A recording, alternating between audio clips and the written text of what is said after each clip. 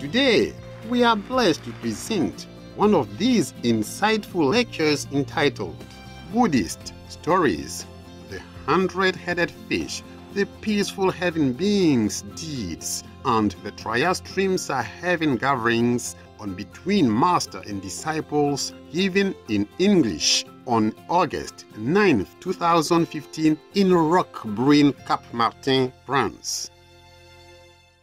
Người như là dấu chia bay vút trăm miền, ta như là sương khuya tan vào đêm quên.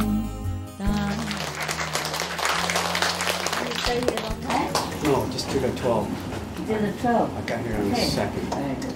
After the 12, you have to ask one of the sisters taking care of this. Okay. I only see you every day. People might think I'm your boyfriend.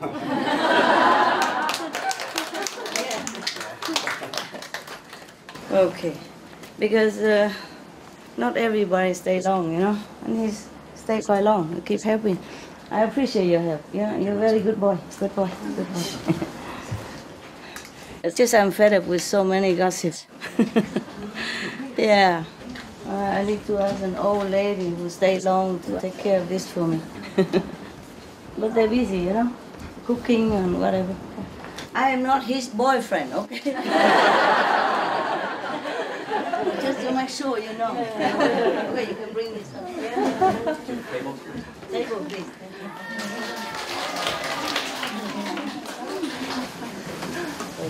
Okay?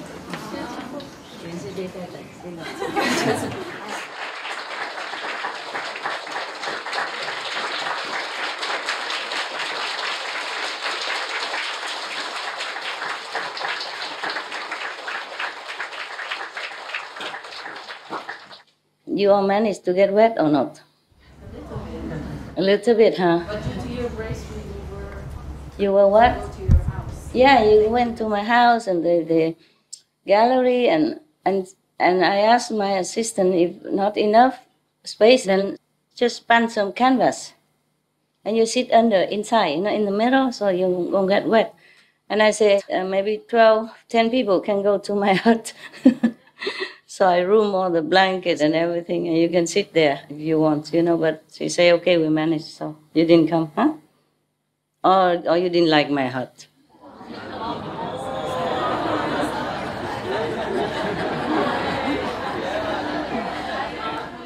Or she didn't tell you? Didn't tell, huh? Yeah, didn't tell. Otherwise, everyone wants. Yeah, if everyone wants to come, then it's pointless, because you get wet. It's only about 3 meters under the roof, you know, under cover. In my hut, you can sit maybe 2 people. Yeah, or maybe 2 people lie under the bed and 2 people sit in front of the bed. That is maximum capacity. Because on top of the bed, there's so many things already, you know. I move things from my house there so that the house will be free. And under the bed is where I sleep. So I move all the bed and things, and then 2 people can sleep there. I mean, lie down meditation. Yeah? You think if you lie down under my bed, you can meditate well, right? You're wrong. When I lie down there, I sleep. So the sleeping energy might affect you. Okay, I read you one more story of some of the scary stuff. No, not really that scary. Just to remind you of the karma, the karmic retribution that we cannot always avoid. And then later I read you some nice story. Another sutra. Yeah.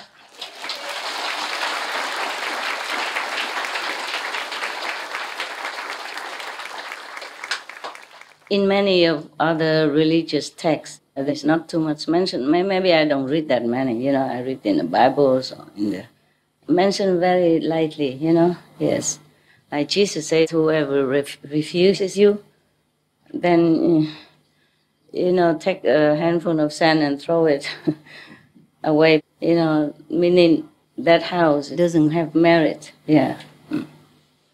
You know, wherever you step in, you just take the sand of it and just throw it out, throw away. whoever the house that refuses his disciples. Similar thing like that. Or they mention like hellfire, temptation of the devil, but not so particularly detailed like in the Buddhist sutras. Therefore, I'm reading it to you. Sometimes before I also mention many times, and I also read some Buddhist stories before, many years ago or sometimes now and then, because it's so detailed, okay? In case you're curious to know what hell is like, now that you can't go there anymore,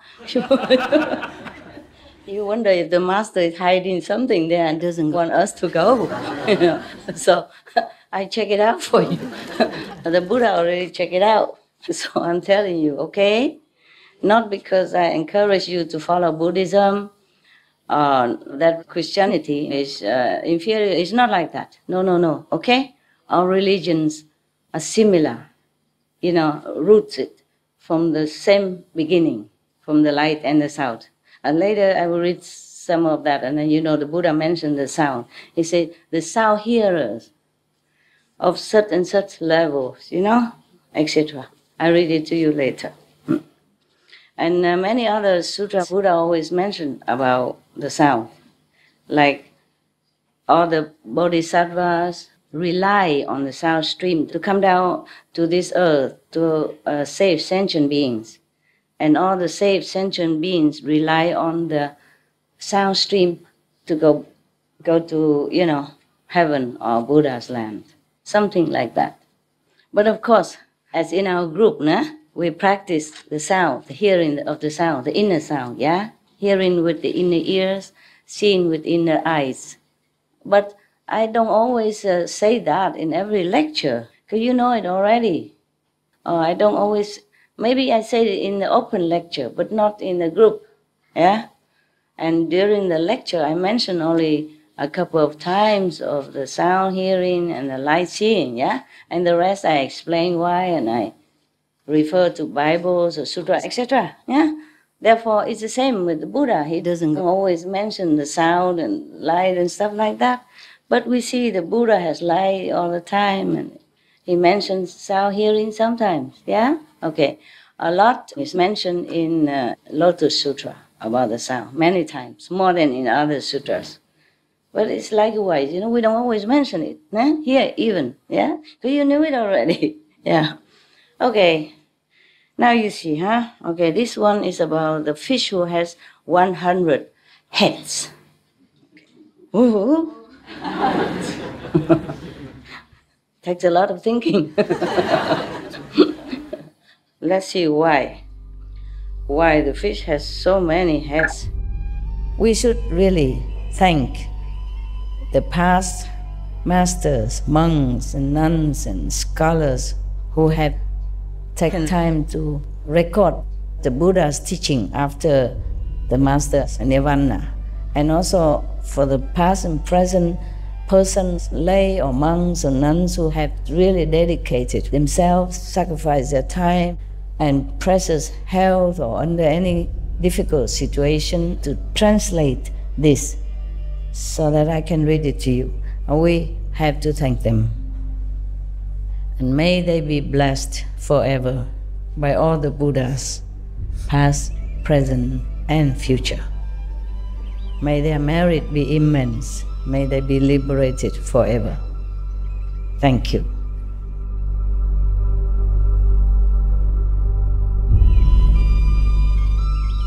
According to Buddhism and the believers and the tradition, when you read a sutra and all that, you have to put on incense, flower, and bow to the sutra first and thank all the Buddhas and Bodhisattvas in 10 directions, all respectfully, before you read it, okay?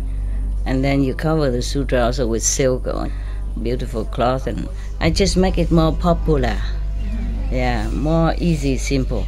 And I apologize to all the Buddha. I say if I done something wrong, according to the tradition, my heart is full of respect. It's just that I cannot always do that. So please, all the sin, whatever I've done wrong, is all on me. At least other people, they hear the names of the Buddha, according to the sutta, they will get benefit. Yes. Thus I have heard. So you know it's from Anand again. Yeah. Oh, is the live stream on already? Okay, we don't have to wait. Wow, high tech. Wonderful. One time the Buddha was in the country called Market Day, in the bamboo grove. One day the Buddha, they say the world honored one. Same, huh? The Buddha, world honored one. And all the bhikkhus going from there to the next country, Tisali. And they were resting at the bank of a river called Leviat. On the bank of that river, alongside, there were 500. This is why always 500, huh? I wonder. It is probably kind of symbolic, you know? Yes. Like I asked, how many people are left over in the rain? They say, approximately 500. I say, 500 won't fit in my hut and in front of the hut. In front of the hut there is a protective roof. Also, you saw it, transparent, so that I can see the rain and the sun. And the hut inside is just a normal hut, a wood hut. I open all the office and everything. The living room downstairs, upstairs, the nuns are staying. Well, should I continue with the nuns or continue with the sorry first?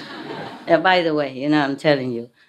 Why I ask you to respect them? Because they're not ordinary nuns, okay? By the way, I'm telling you this. Yeah, they are nuns already, many tens of years, many decades. But even then, they follow me. Not only these, there are many Korean monks, nuns do that. Monks and nuns too. Some are very elderly already.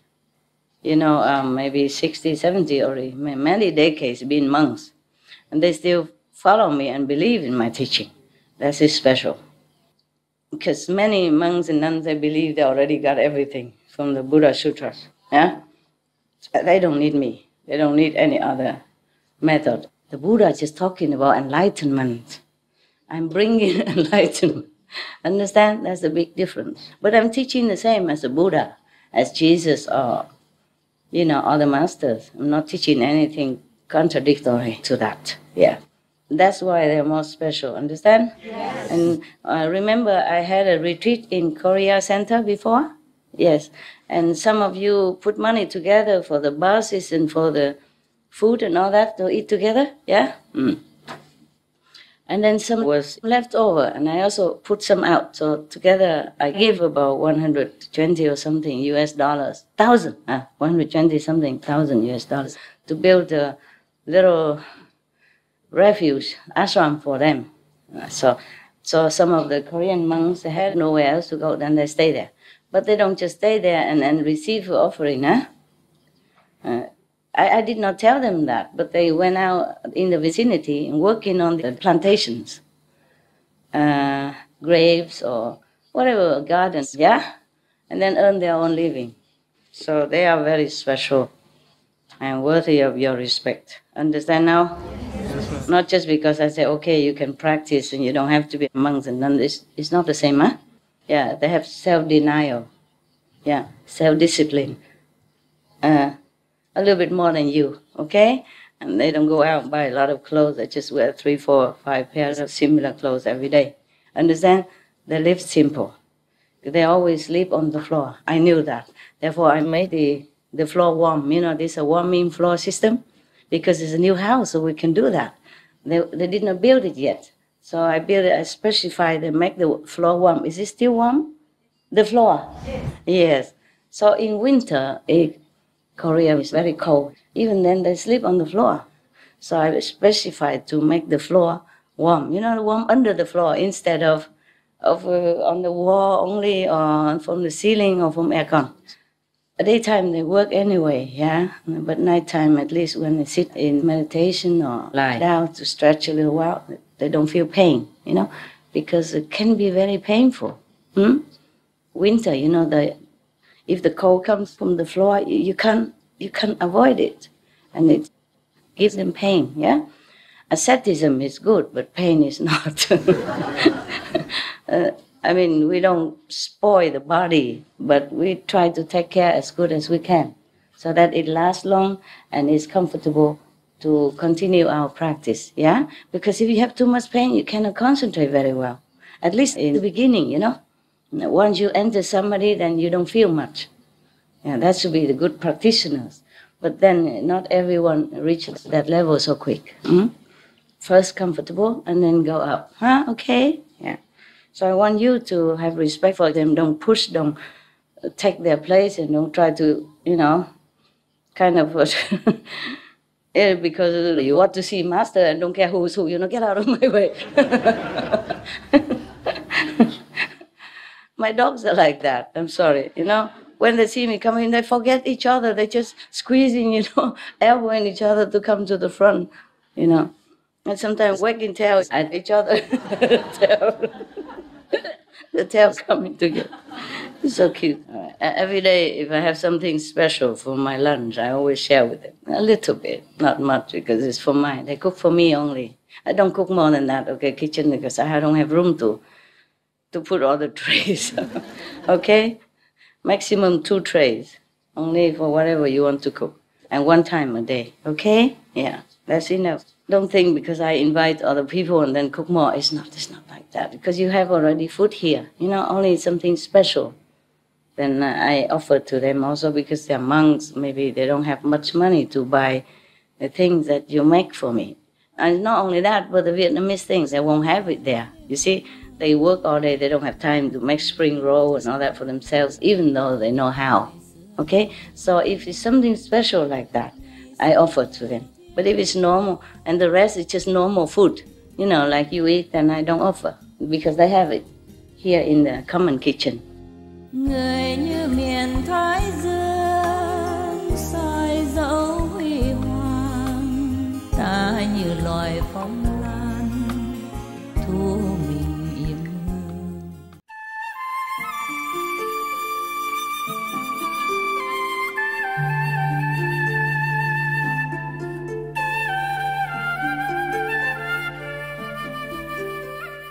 So, on the bank of the river where the Buddha and the Sangha rested, on the way walking to the neighboring country, no wonder my eyes feel funny. So I put this one there, it's big.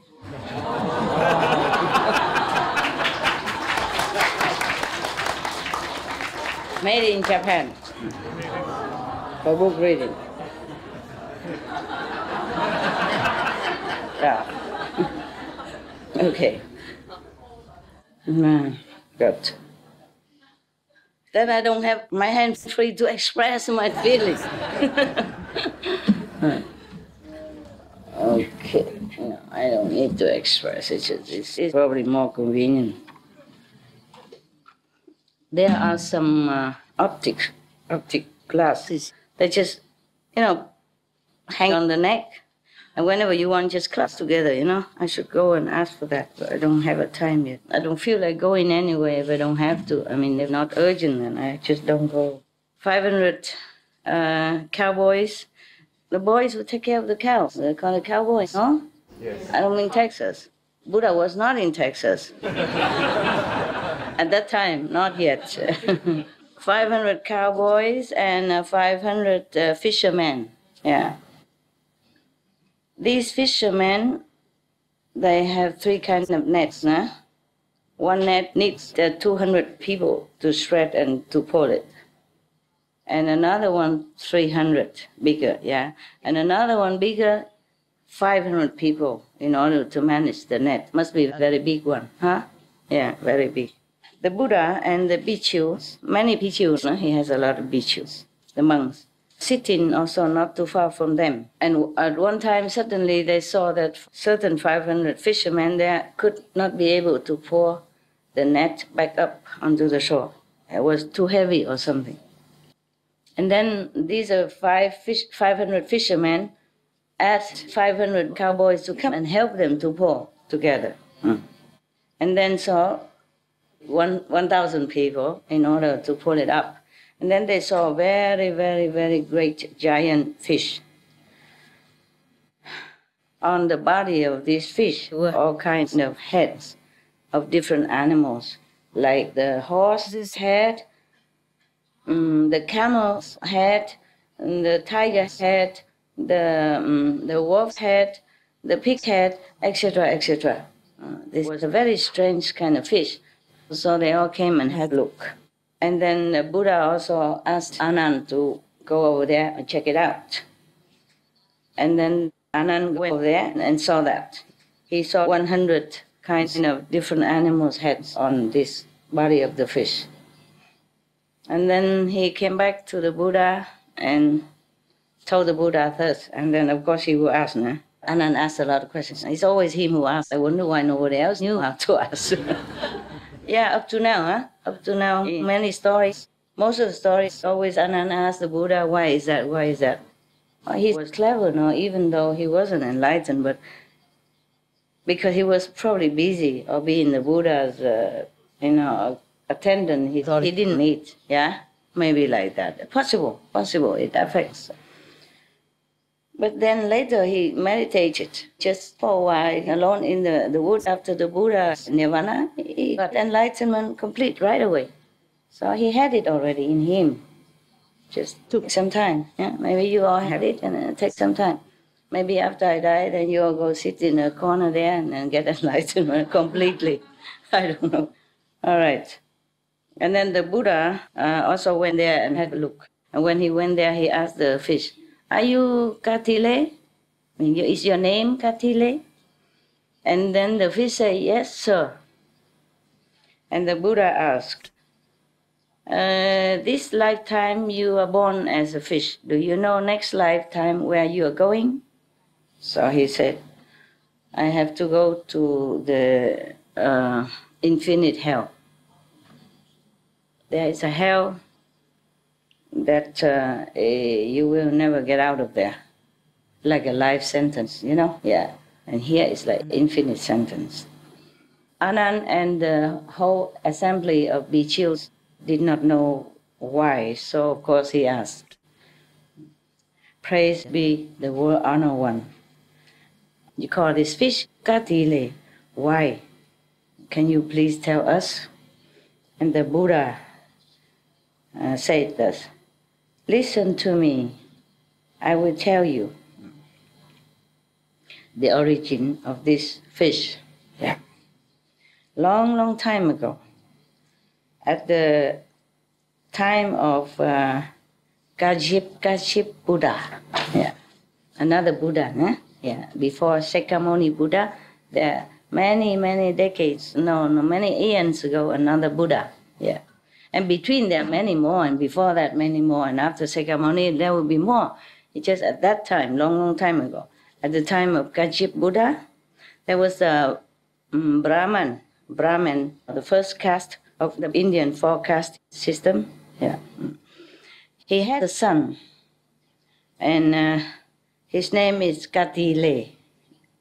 He was very, very intelligent, many talents. And of all the contemporary similar levels of intellectual and talents, he was the first. Oh, I'm sorry, yesterday, by the way, Sariputta, I remember he was not the one with the wisdom sword. It's Manjushri, no? In Vietnam, we call it Vang Thu Bồ Tát, Manjushri. He's the one with the swords of wisdom. Is that correct? Anybody know? Monk? Manjushri? With the swords of wisdom. Yes. Not a sword, it's meaning that he can cut asunder ignorance, So just saying that he has the sword of wisdom, but he doesn't use the sword, of course. He doesn't have to use any sword at all, right? So Manjushri is number one wisdom. I guess it's not Sariputta. Sariputta is something else. I'm sorry, I'm not a very good Buddhist. I learned some sutras, but then I went to the Himalayas, and then busy meditating, and then busy with you all this time. I had no time to study much. I did know before, I did know many, just I forgot. I told you already. Even now I tell you something, and I say, what did I say? Getting old. Maybe I knew, I just forgot. What is Sariputta? Here. What about Sariputta? The first one get enlightened? Attain the wisdom. He's the first attain the wisdom. Yeah, he's the first one, but he's not with... The Life of Buddha, the cartoons, I see in the YouTube. The cartoon. Yeah. Okay. So it's Manjushri. Manjushri is Vang Thủ, huh? Is I Vietnamese here? Vietnamese Buddhist? Vang Thủ Sư Lợi Bồ Tát. I think it's Manjushri. Maybe I read some more of the other sutra later to clear his name. But Sariputta is not like, it's not the one with words of wisdom. Okay, at that time, this boy, Katile, was the best in the contemporary world at that time. But concerning just the worldly intelligence and knowledge and talent, but compared to the monks of the Buddha, then he knew nothing. Yeah, he knew nothing about all this Buddhist teaching, of course. Okay. When his father died, he said to him, "My son, you should remember, don't ever try to go and make a discussion or debate with the monks of the Buddha, because these great beings, they have deep and wide wisdom. You can never compare. So don't dare even go near." All right. Okay. So after his father died, he was still in school, continued to study. And in the whole country, he was praised as he had eloquence, number one in the whole country. But he never went out and tested his eloquence with the monks of the Buddha.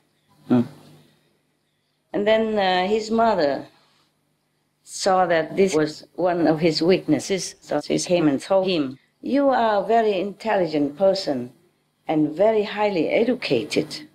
Who is better than you?"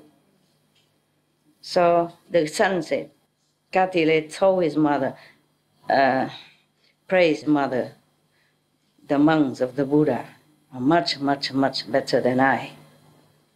So the mother asked, How better than you? In which way? And he said, "Praise mother. If anything I didn't understand or I didn't know, I came and asked them, any of them, then they explained to me very clearly and very easy to understand. But if they asked me anything, I could not answer." So I knew that I am nothing compared to them. Why don't you go there and learn with them? Learn the way they know things. "Oh, mother, I am an ordinary lay person. If I go there and want to study with them, then I have to become a monk first. So how can I do that?" Yeah. "Hey, very easy. You just fake to be a monk. And then after you learn everything good already, then you come back to me. No harm done." Wow. Praise mother. I will do that. After a while, he bought some clothes, wrapped around his body and bought a baking ball. He went in there to the assembly to study with the monks. There were so many monks at that time with the Buddha, so nobody checked who is who. And as long as you shave your head and had a baking bowl and wear saffron robe, then everybody accepts you as a monk. So of course he was already very intelligent. After a while, he remembered everything inside. He learned everything, understood everything. Yeah. And then one day he went back home to have a visit with the mother. The mother asked him, "Did you study well already? Are you better than all the monks already?" Study well may be okay, but better than the monks must be dreaming. So they say, "Praised mother, beloved mother, concerning the education, I am the same as them." Meaning he's learned everything from them already, so he thinks it's the same. But in meditation, I am very, very low. Why? How do you know that you're low on meditation? Beloved mother, because meditation is very difficult. And it's not just sitting, but inside, must know the inside, have vision, And it's very mysterious and very deep. I try a lot, but I cannot do like them. I want to understand the meditation inside. I cannot go inside. I cannot penetrate the essence of meditation. It's not just sitting. Probably he didn't learn the initiation. You see, he just came in, but he didn't know that he has to go through initiation, not just being a monk. Yeah? He didn't know that. Yeah. And of course, if you meditate or you initiate it, you don't ask the sister nearby, are you initiated? How do you initiate? And even then, the sister won't tell you. This has to be with the Buddha or the appointed monks, yeah, in order to be initiated. Therefore, if we talk about this meditation or visions and whatever, inside, I'm always lost. I never won any discussion on this topic. Okay, the mother said, from now on, whenever you discuss anything with the monks and you have lost and they have won, then you just scream loudly, you just slander them, you just scold them, you just, degrade them. Yeah, just to cover up, yeah. Okay, so the son asked the mother, Mother, but all the monks, they are practicing compassion and mercy. They haven't done any sinful things. Why do you tell me to scold them, degrade them, and yell and, humiliate them? Why? So the mother said, if you're louder and you scream and you yell at them and you degrade them, then you win. And they won't know what to say. They wouldn't know how to answer that. They wouldn't yell at you, they wouldn't degrade you back. That means you win. Oh, God. What a treasure of ignorance. Yeah, by the way, I forgot to tell you. When you wash your hands, you wash oil into the bucket, right? And then use it for the toilet, right? Or not? Yes. You save water, right? Yes. Okay. Another thing, whoever has the water and electricity ability should buy those filters, put it on the tap. And then whenever you open, you turn it to the filter side, turn this side and you can wash as normal. Turn to the filter side, then you have filter water. You can drink straight, direct, because it's very clean. That's why I drink every day. I don't cook water. Unless I don't have any filter, I don't cook. Or if I don't have a filter, then I use a cloth or something to filter, okay? So here is, of course, it's not as good as if you use a cloth, because we don't have to buy one more extra, but it's okay. One filter like that attached to the tap, you can use for 3 months, regardless of how much water you use. You just use it and drink anytime you want. Just go in the bathroom, turn on the tap, push it to the filter side, and drink. I do that all the time, okay? The more simple, the better, that's all. Not because I'm lazy. I have a kettle, stand still and all that. I do it only now and then. When I need to drink something hot to cleanse the throat, or when I have customers, I have friends, then I cook tea for them or something like that. Then I use the kettle.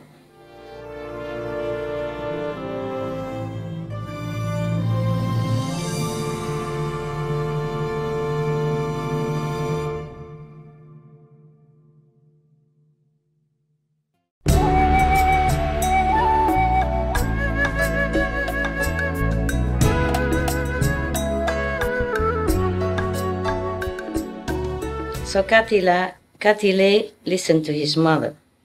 Oh God, what a mother is for. And then whenever he discussed, or debated with the monks, and then when he lost, of course, on this topic, then he screamed and scolded them and degraded them. You are a stupid person. You are just animals. You know nothing. And then he called them you just like a dog's head, pig's head, or this animal's head, or that animal's head, meaning stupid, no brain, little brain, something like that, yeah? So every time he was very, very fiercely scolding the monks like that. In this phase of the story, the Buddha reminded everyone that, Anand, you should know that Katile, because of his wickedness inside his heart, and has been yelling and defaming the monks at that time. Therefore, he has become the fish with 100 different animals' head on his body. And then Anand asked the Buddha, praised the world honor one, Katile, when will he be able to liberate himself, to be liberated from this fishy, 100-head fish? So the Buddha said, Anand, you should know, even if I use my Buddha wisdom eye to check, it's a long, long, long time still. Yeah. Maybe in the gentle era when the Buddha comes out, when 1,000 Buddhas already passed away, meaning after him, and then 1,000 Buddhas also come out to the world and then pass away already. Still not yet. Still this Atile will not be liberated from this kind of incarnation as a fish with 100 heads. After I and all the bhikkhus heard that, I means Anand, all of us, had goosebumps and trembled with fear. Yeah. Also were feeling so sorry, so pitiful. And we all said, oh, please, all beings, take care of your actions, your speech, and your thoughts. Be very careful what you think, what you say, what you do. Always be good, do good, think good, yes. After the Buddha and the Sangha talked with each other as thus, all the 500 fishermen and 500 cowboys, they were all also very scared. They all knelt down, put their palms together, and wanted to become monks under his guidance. Yes. So of course the Buddha say, welcome, bhikkhus. So he had another 1,000 monks. Wow, the riverbank is big, huh? Yeah. Otherwise, how can they, they sit all together like that and kneel in front of him? 1,000 people kneel in front of him at the same time, including other many thousands of monks already kneeling there. Understand? Maybe we should find a riverbank somewhere. Yeah, and we just buy a generator to get electricity. But in that case, can we have internet?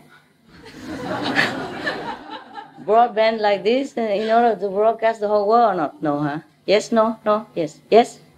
What? Maybe? How? Wireless. Wireless? Uh-huh. You mean the chip? The We chip? have 4G everywhere. Uh-huh. Okay. Everywhere, I mean Asia also? In Asia, in some countries. Oh no, here because we have cable, Yeah. Official connection internet. But if we have just internet card, internet chip, is that good enough? Can be. I don't know. In one of the countries where there's no electricity or water, I told you, we have internet chip, but it's so difficult, so slow, just to download a little page, one page of information. Picture, forget it. And had to go all the way on the road, not on my mountain, cannot. Have to go all the way down to the main big, not really big road, but a country road for that community. And maybe can, yeah. And if I want to telephone, sometimes I have to go. Oh no, it's not okay. I go all over the place. Looking at the telephone, cannot even talk. keep looking for the bar. Yeah, I'm telling you. If I text, sometime I told you already. If I'm too excited or forget, or my dog comes wow wow, and then I forget I push the wrong button, everything gone. But that's not too bad. The button, sometimes I try to remember. But if those, iPhone, just breathe and it's gone. Like I look here and I scratch my head, then it's gone. Just wave your hand, then it's gone. No, I exaggerate. I exaggerate it. But it's so difficult, Normally you just swipe your hand and then something changes. Sometimes I don't know. I just want to scratch here. Then the phone thinks I swipe my hand. And then everything's gone. I have to begin all over again. And it was already difficult for me to begin before, I did learn some computer before, a little bit how to, before when we had SMTV, Supreme Master TV, I have to check most of the news and stuff, when I can, yeah. So I learned how to take out the information, and then, but I couldn't send it back. So I had to write it down, okay, page 1, paragraph 2, and then I write the whole sentence and I put the correction on it. And then after I collected all the corrections, then I asked one of your brothers to come and send it. All right. And these 1,000 people, 500 fishermen and 500 cowboys, followed the Buddha, became monks, and not too long afterwards, they cleansed all their karma and they attained arahant level. For the sake of the big assembly, the Buddha taught them again about the 4 noble truths, okay? Like to be born, to die, to be old, and to suffer during the lifetime, and how to erase the suffering, the path to erase the suffering, yeah? Okay? That's another long story. Like one of the 8 ways of purification I told you before, that's one of the ways to erase suffering. Yeah, and not to be born again. Or to be born, but be in a very, very high position, prosperous, happy, etc. Because if you keep the precepts, then the precepts will avoid you making bad karma in the future. Yeah. For example, if you keep the precept of not harming others, not killing, then life after life, it depends on how many lives or how clean you keep the precept. You will not get sick. Okay, you might die, of course, one day, but during the lifetime you won't get sick. If you keep the precept of non-stealing, then no robber will ever touch your house. For example, like that. Okay? Yeah. Every precept has a consequence. Yeah, a good karma to bring with. Okay, yeah. Anybody wants to hear some more stories? Everybody. How many? Raise hands.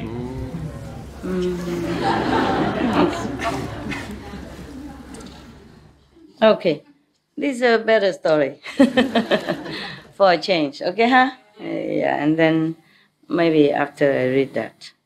Thus I have heard. It's a story from Anand computer again. Yeah. One time the Buddha stayed in Save country in the golden garden of Kapkodok and the Prince Kida. Remember the garden? Yes or no? Yes. How many yes? Only 3, 4? The garden of the Prince Kida. Yeah. That the billionaire has to use a gold bricks to pave it. Yeah, gold brick, gold bars to pave it, if he wants to buy that garden. Why bother? In Africa, 5 million square meters, only 500,000 euros. Yeah. If he knew, he would go there and buy instead. Instead of taking all the gold reserves from your bank and pave that garden, he would go to Africa or some other country that's cheaper, Siberia, whatever, yeah? It's cheaper, right? Yes. Yeah. In some of the countries, they give you land for free. Yeah, so that you go develop their land. I know one of it. Not Venezuela, somewhere nearby. Not Honduras. I forgot. I was there before. I forgot. Belize? Huh? Belize? Belize, for example. They give you land for free. Yeah. But over there, they don't have soy sauce. They don't have very little things, you know. They sell small in a small little hut. Even Chinese shop, I asked, do you have any tofu? So I said, what do you cook around here? He said, we cook whatever the land offers. If they want to buy tofu, sometimes they have to go across to go to Mexico. Or America. You know. Okay. Maybe you go to Belize, huh? Ask the government to give us some free land. Then we'll bring tofu, soya sauce, we'll bring everything inside, everybody can enjoy together. All right. I don't know, it's not like you just have land, you must also have some affinity with it, yeah? And any land has to offer us some freedom, you know, to freedom of speech, to gather without hindrance. Otherwise, it's not about land, huh? Okay, this time we are going to heaven, not on earth anymore. Okay, this chapter is about a heaven called Tịnh, Thiên. Maybe I think very peaceful, you know, peaceful heaven. Yeah. If it is according to this word, means peaceful heaven. Yeah. Thus I have heard, at one time the Buddha in the same country, Save, in the golden garden of the Prince Kida. At that time, one day about evening, suddenly there was a beam of light from the heaven shining down onto the whole garden. And inside this great shining light, there was one being, very big, very handsome, very strong. And his body emitted like a diamond kind of aura. And he flew down inside where the Buddha resided. He was down in front of Buddha, and then he walked around the Buddha 3 times, and then went back in front of Buddha, there, in front of the Buddha, and said, "Praised be the Buddha. I am from the heaven of peace. I have heard that you came down to the planet Earth to save beings and bring them blessings, also from heaven. I thought it is very rare that the Buddha appears first, so I'm here with the utmost respect and sincerity. Please accept my offering tomorrow, that I can offer, water and a vegan diet. Water for bath, yeah. In India, many thousand monks. That's why the Buddha, one of the precepts for the monks is you don't take a bath more than once every half a month, twice a month. Yeah. Just to save the water, Just like here, you can't bathe every day, huh? Yeah, when you need, really, but not everybody come and shower every day, my God. So we use a dry cleaning system, remember? Yeah, I do the same, huh? I do the same. But even if I take a shower, I use a bucket, a kind of low bucket and round, standing there so that all the water runs inside there. And I use it to flush the toilet. And I wash my hands also inside, and then I use it, yeah. So no problem. He pleaded with the Buddha and the Sangha to accept his offering of water for bath, shower, as well as vegan food. Yeah. So the Buddha praised him that he had such a sincerity, wanting to do meritorious deeds. So he accepted. The Buddha accepted. So this being flew back to his house. No, his home in heaven. And he brought all the beautiful food and drinks from heaven down to earth. Yeah. And then he brought a lot of facilities or anything that facilitates the shower and the bath. Yeah, he brought it all down. And then the water, he brought all the clothes, bathrobes, towels, everything. Yeah, from heaven down. And then he even manifested many bath houses, yeah, many shower houses, many rooms. And then he made the water already mixed well, not cold, not hot, yeah, just fine. With the thermometer, check it out. How many degrees is good, yeah. And then also, these things even brought these grasses to brush your body. They use it kind of brush, different. Maybe they say grass to brush, but probably special grass, just like we use the brush nowadays. And then he even brought down oil, yeah, like body cream, first class, from heaven's supermarket, yeah, everything down. Okay. And then after he arranged everything, he came and invited the Buddha to take a shower. Of course, the Sangha also, yeah, maybe.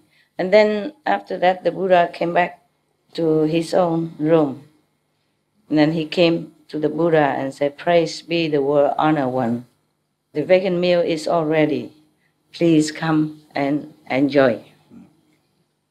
So after the Buddha and all the Sangha finished their bath, yeah, put back their clothes and everything, they went out and enjoyed the vegan meal. And then they went back. After that, Toi means Anand, yeah, means I mean Anand, came in front of the Buddha and asked again, "How come no other Sangha ever asked him?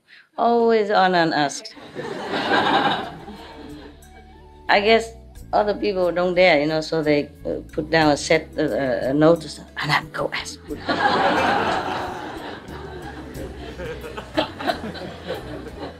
For me, yeah, you are the assistant of Buddha. Go ask. Okay. Buồn ngồi bên sông cửa, nhìn mây nước ngoài xa, nghe tiếng người trước ngõ, ngỡ chàng về thăm ta. Nếu đời không có người, hoa lã sẽ quên cười. Mặt trời không muốn dậy, trăng sao mờ trong mây. Then Anand came and asked, "Praised be the World Honored One. This being from peaceful heaven today offered water, bath, and food. In the former life, what has he done to earn such a merit so that his body is so beautiful and shining and so magnificent like that? His appearance is like a beautiful, precious mountain. Yeah. So magnificent, so majestic. What has he done? Could you please tell us?" So Buddha said, "Anand, listen, I will tell you. This being, a long time ago, at the time of the Buddha Tibati, he was a very poor person on the planet, probably this planet.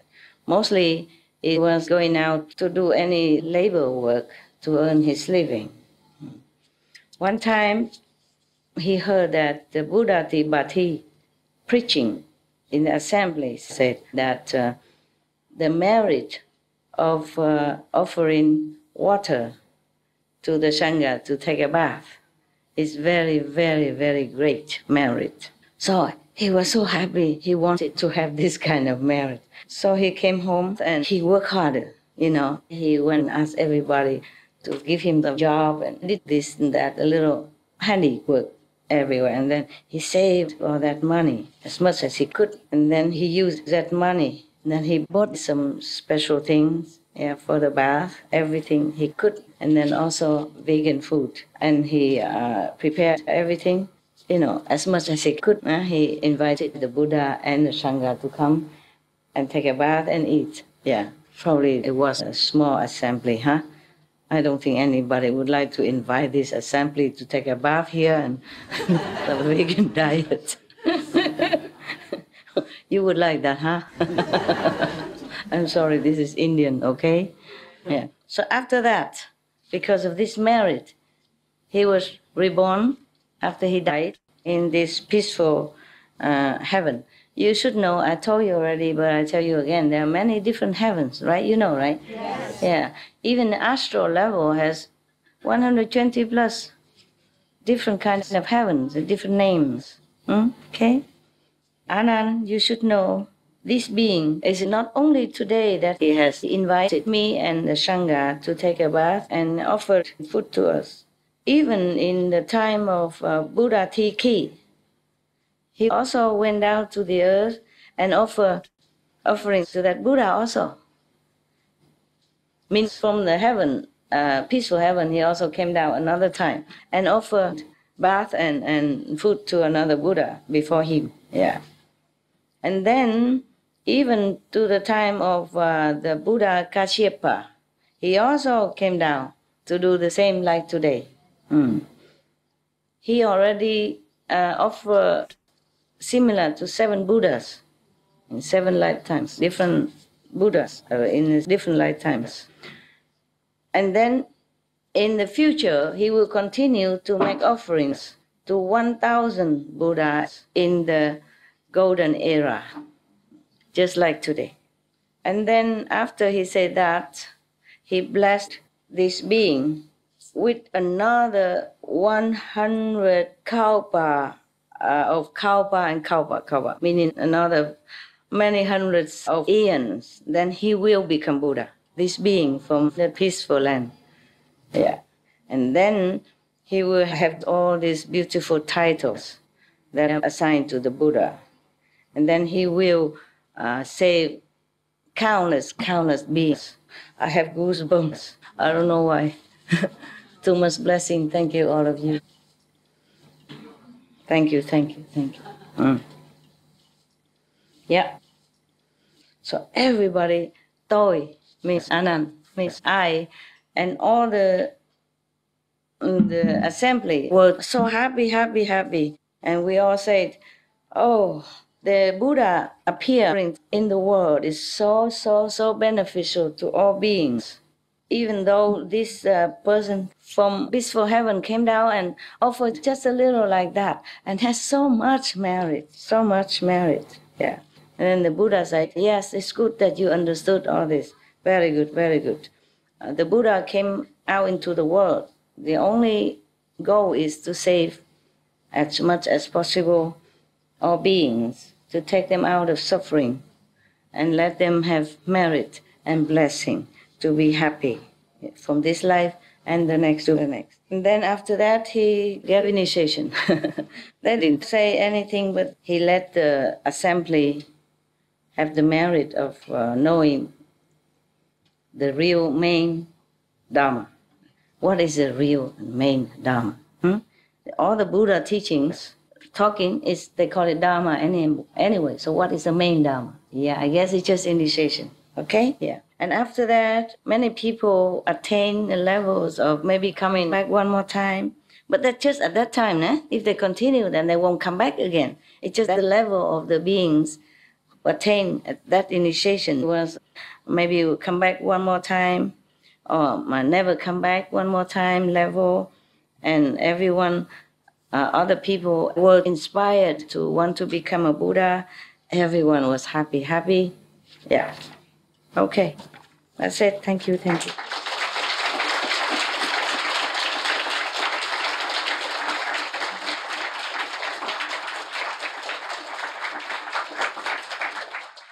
All right.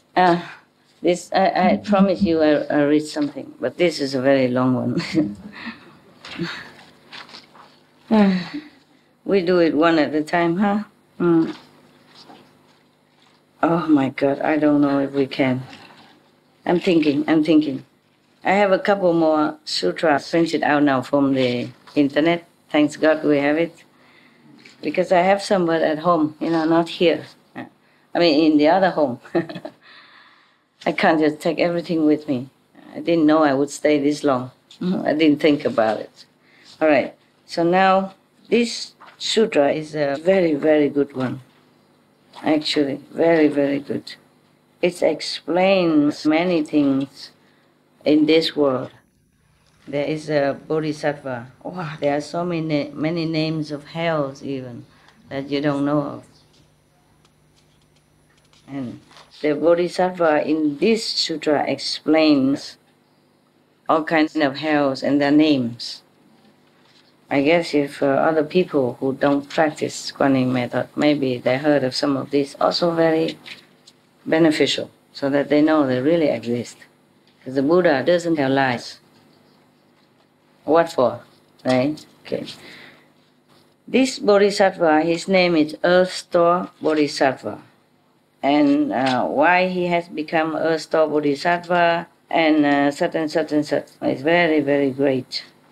This Bodhisattva is a very great person. He comes up and down in this world and in hell to save whoever he can, whoever believes in him. But then beings, after hearing what he said and then change their way of life, then later fall back into the old habit again. So giving him a very difficult job. But life after life, he does this. Okay. Wow. Okay, I just read a little bit. Okay, huh? And then if we have time, we'll continue. If we don't have time, then another day, another year, another lifetime. You understand now why in the old time people wanted to become a monk under Buddha's guidance. Because they had to go there and hear the Buddha day after day and write it down like in college, you know, and keep it in order to understand or to know all that. And then when they go out in the 10 directions, they can preach to other beings who have not been able to see the Buddha. Yeah. Yeah, even just one sutra like this, you have to stay another 2 months. Or 1 month, yeah? Yeah. So imagine, yeah, that's why. Yeah, okay? And the Buddha has many sutras. He lived very long. He became enlightened at about 28, 30 years old. And he lived until 80-something. 50 plus long years. And then he preached all the time. Most of the time. And Anand knew it all. And whatever he didn't remember or he was not there, then someone else noted. And so after the Buddha Nirvana, they assembled together and recorded all of this for us. And this is just one of many, many, many. Yes. Very interesting. Very interesting, the life of the Buddha. Yeah. Wherever the Buddha goes, yeah, but you must understand, I have to tell you something. Like yesterday, we talked about the Bodhisattva Maugailayaya. Yeah? Yeah. Something like that. Okay, number one, magician, magical, powerful. And even though you heard Anand said, you know, that he was flying together with the other disciples to this and that and that. But you must know it's not physical, okay? Yeah, not physical. Maybe he just appeared to this old man, monk, to try to teach him things. So in the spirit, in the meditation time, he took this old monk to go visit different hells. Because the hell that they visited, it cannot be manifested on top of the beach. You know, any beach like that, understand? Okay? If they both, you know, flew like that away and then flew back and slowly descended to the earth in front of, you know, the Buddha's ashram, then at least 1 or 2 people would have seen it. Understand? And then they would tell all the young monks, and then they would have to be so arrogant with him since that day. But they still didn't know. Nobody knew, see, until later the Buddha told them. So inside, just like sometimes you say you see me flying through your window or fly to your house and, you know, comfort you or help you in time of need or just come to visit you. I'm not flying anywhere, okay? Don't ask me to do the show. It's not the physical body. You got it, yeah? Yes. You know by now. Many people saw me inside the house, flying and all kinds of things, or take them flying to the other heaven and all that. I'm going nowhere. I have gone nowhere. That's why one of the Buddha's titles is not going, not coming. Yeah? Like that. So do not expect that one of my so-called great disciples hold your clothes and takes you up on top of the coconut tree outside or something. Understand? Yes. Yeah. All this has to be seen through the wisdom eye. And if you practice hard enough, if you have good affinity, then you will see it, like the Hong Kong sister, yeah, or the Vietnamese American sister there, okay? Or many others, yeah, okay. The thing is, probably more of these are recorded at Buddha's time because they don't have anything to record. So Anand remembers everything and then they wrote it all down. But I give you each one a diary book. You write down all those your stories, okay? We don't always have time to assemble and everybody tells their miracle stories to me or to everyone. Mostly when you say, it's okay, be short. Just make sure, be short, symbolic. I don't even let you tell all the stories that happened to you yet even. Understand, during your meditation or without meditation even. Inside miracle, outside miracle. Tons. You know, we can bring also many sutras. And then the later generation find it and read it to their children, just like today. Possible, yeah. You can write all your stories. I cannot always hear you, but if you write in a book and then you leave it here and I come back and sometime I will read it. Another thing is maybe possible that at the time of the Buddha, the beings that he rescued had a greater affinity with him or had a higher consciousness. Indian people, even whoever is born in India, have a spiritual background.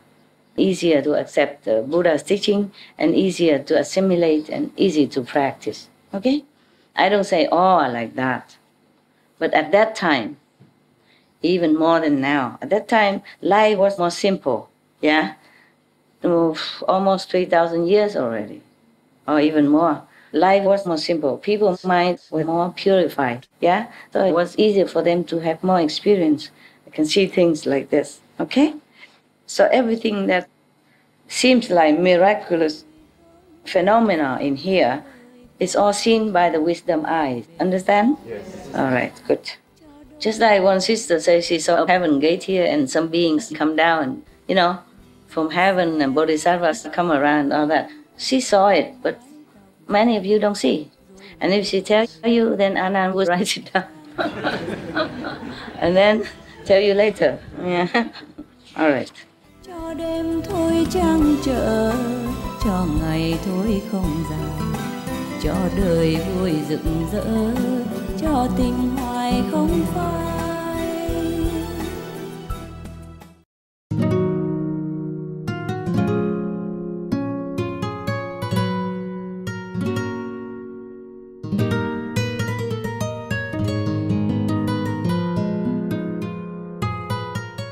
This is a story of the Buddha. Thus I have heard, again, from Anand. Thank you that he has remembered all this for us. And thank all the Sangha who collected them and wrote it all down. At that time, even how difficult it was for them. At one time, the Buddha was in the Trayastrimsa heaven, speaking Dhamma for his mother. His mother already passed away after his birth, remember? And she went to Sita heaven. Oh no, she went to this Trayastrimsa heaven. This is one of the heavens in the third world, okay? I told you every level has many, many heavens and different names. Yeah. You see that? Heaven is not all there is. You see, that's why heaven beings, they always come down and make offerings to the Buddha. And because of the offerings, he continued to be able to live up there. Many heaven beings cannot live there long. Maybe 2, 3, 5, 4,000, 100 years, but then have to be reborn again. But this one keeps continuing to offer to 7 Buddhas already. It means how many kalpas passed. And then another 1,000 Buddhas in the future. That means he will live long in heaven due to his merit of offering to the Buddhas. Yes, that was just symbolic only. Yeah, he cannot always manifest himself to go down and make offerings to the Buddha like that. But it's also because of his past merit. You see what I mean? He offered to the Buddha in the past one time. So that became like his karma, his tradition. So whenever the Buddha comes to this world, he also manifests himself from heaven and offers one time, bath and food. So history always repeats itself. If you do good things, you will continue to do that. Life after life. If you do bad things, you will continue in this evil path. for a long, long time, until you don't know when you wake up, and then you change. At that time, numerous, uncountable, many Buddhas and great Bodhisattvas or Mahasattvas from infinite worlds in the 10 directions assembled to praise Sakyamuni Buddha. How Sakyamuni Buddha is able to manifest powerfully great wisdom and spiritual penetrations in the evil world of the 5 turbidities. They lauded how he regulates and subdues obstinate beings so they learn what causes suffering and what brings cessation of suffering and brings bliss. Each sent his attendants to pay their respect to the world honor one. At that time, the thirst come one means not coming, not going, meaning the Buddha. Same, he has 10 titles. And thirst come one is one of his titles. Thirst come one means he just comes anytime he wants, anywhere he wants. He goes anywhere, anytime he wants. No come, no go. Yeah? Ru Lai. He smiled, the Buddha smiled and emitted billions of great light clouds, or light beams. Yeah. There was a light cloud of great fullness, a light cloud of great compassion, a light cloud of great wisdom, a light cloud of great prajna, a light cloud of great samadhi, a light cloud of great auspiciousness, a light cloud of great blessing, a light cloud of great merit, a light cloud of great refuge, and a light cloud of great praise. Yeah, each beam that he emits has special meaning and benefit to other beings, yeah? And this is also a thirst I have heard, meaning Anand wasn't there. He couldn't go to heaven. This means another person was up in there with the Buddha together, one of his disciples, and he came back and told the story. Just like one of your sisters, brothers tells the story that he went to heaven with the master, Qinghai and all that, but you guys don't know. You see what I mean? Okay. So you would say, thus I have heard. Yeah? The sister from Hong Kong said this. The brother from America says that. Okay? Because you have not seen. He has not seen, but he heard a story. He was always next to the Buddha, so he heard many stories, so he remembered and wrote it down. After emitting indescribably many light clouds, he also uttered many wonderful subtle sounds. There was the sound of Dana Paramita, the sound of Shila Paramita, the sound of Shanti Paramita, means peace, the sound that brings peace. Just like the light cloud brings peace or happiness, things like that. The sound of Vijaya Paramita, I don't know all this, okay? Sorry. Like Shanti, for example, is peace. Yeah, every other thing, I have to check the dictionary. The sound of Dhyana Paramita, that means meditation, yeah? Samadhi. And the sound of Prajna Paramita. Prajna, I guess, is wisdom. There was the sound of compassion, the sound of joyous giving, the sound of liberation, the sound of no outflows, the sound of wisdom, the sound of great wisdom, the sound of lion's roar, the sound of great lion's roar, the sound of thunderclouds, and the sound of great thunderclouds. After he uttered indescribably many sounds, countless millions of gods, dragons, ghosts, and spirits from the Saha and other worlds. Saha means our world, okay? And other worlds also gathered in the palace of the Trayastrimsa heaven. They came from the heaven of the 4 kings, the Trayastrimsa heaven as well, the Suyama heaven, the Tushita heaven, the blissful transformation heaven, and the heaven of comfort gained through others' transformations. I told you, there are many heavens, and they have different names, okay? Yeah. They came from the heaven also of the multitudes of Brahma, the heaven of the ministers of Brahma, the heaven of the great Brahma Lord himself, the heaven of lesser light, the heaven of limitless light, the heaven of light sound, the heaven of lesser purity, the heaven of limitless purity and the heaven of universal purity.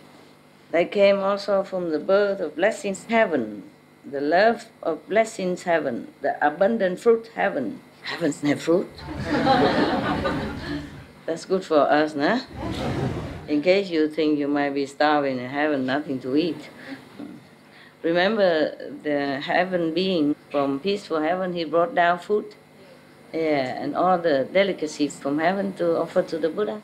So don't worry that you go starving in there, okay? Maybe you starve here, but not in heaven. Yeah, the no thought heaven, the no affliction heaven, the no heat heaven, the good views heaven, the good manifestation heaven, the ultimate form heaven, the Maheshvara heaven, and so forth, to the heaven of the station of neither thought nor non-thought. All those groups of gods, dragons, ghosts and spirits came and gathered together. Wow. Even the heaven is very high of the thought nor non-thought. Means very peaceful there, yeah, no desire, nothing. And they still come down to worship the Buddha. Come down to that heaven, yeah, where his mother resides. His mother died after the birth and went straight to this heaven. Now he came up there to pay homage to her and preach the Dharma to her so that she can go higher.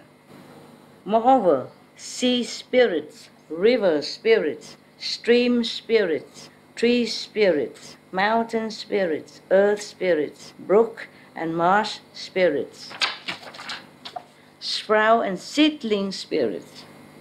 And you thought you were eating from your own hands, from your own planting. You have to always give thanks, okay? There are different fairies, spirits, and elements. They're helping with your plantation, yeah, with your trees, everything. Everything, we own everything to everything. It's not easy. It's not like we are alone. It's not like that. But of course you don't see them. They don't always manifest themselves for you to see, only when necessary. Oh, I forgot. You haven't eaten, right? Yes? Yes. Some yes, some no, right? It's okay? You won't die, promise? I also ate only once today. You also ate breakfast, right? Yes, Once. yes. Okay, we both won't die. I remember a few days ago you told me even, we won't eat. Because I told you about difficult if we go somewhere else and how do we arrange the food and everything immediately. You say, we won't eat.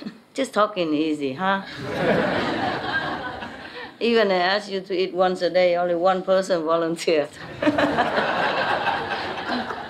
I did not even say you should. I just say, would you like to?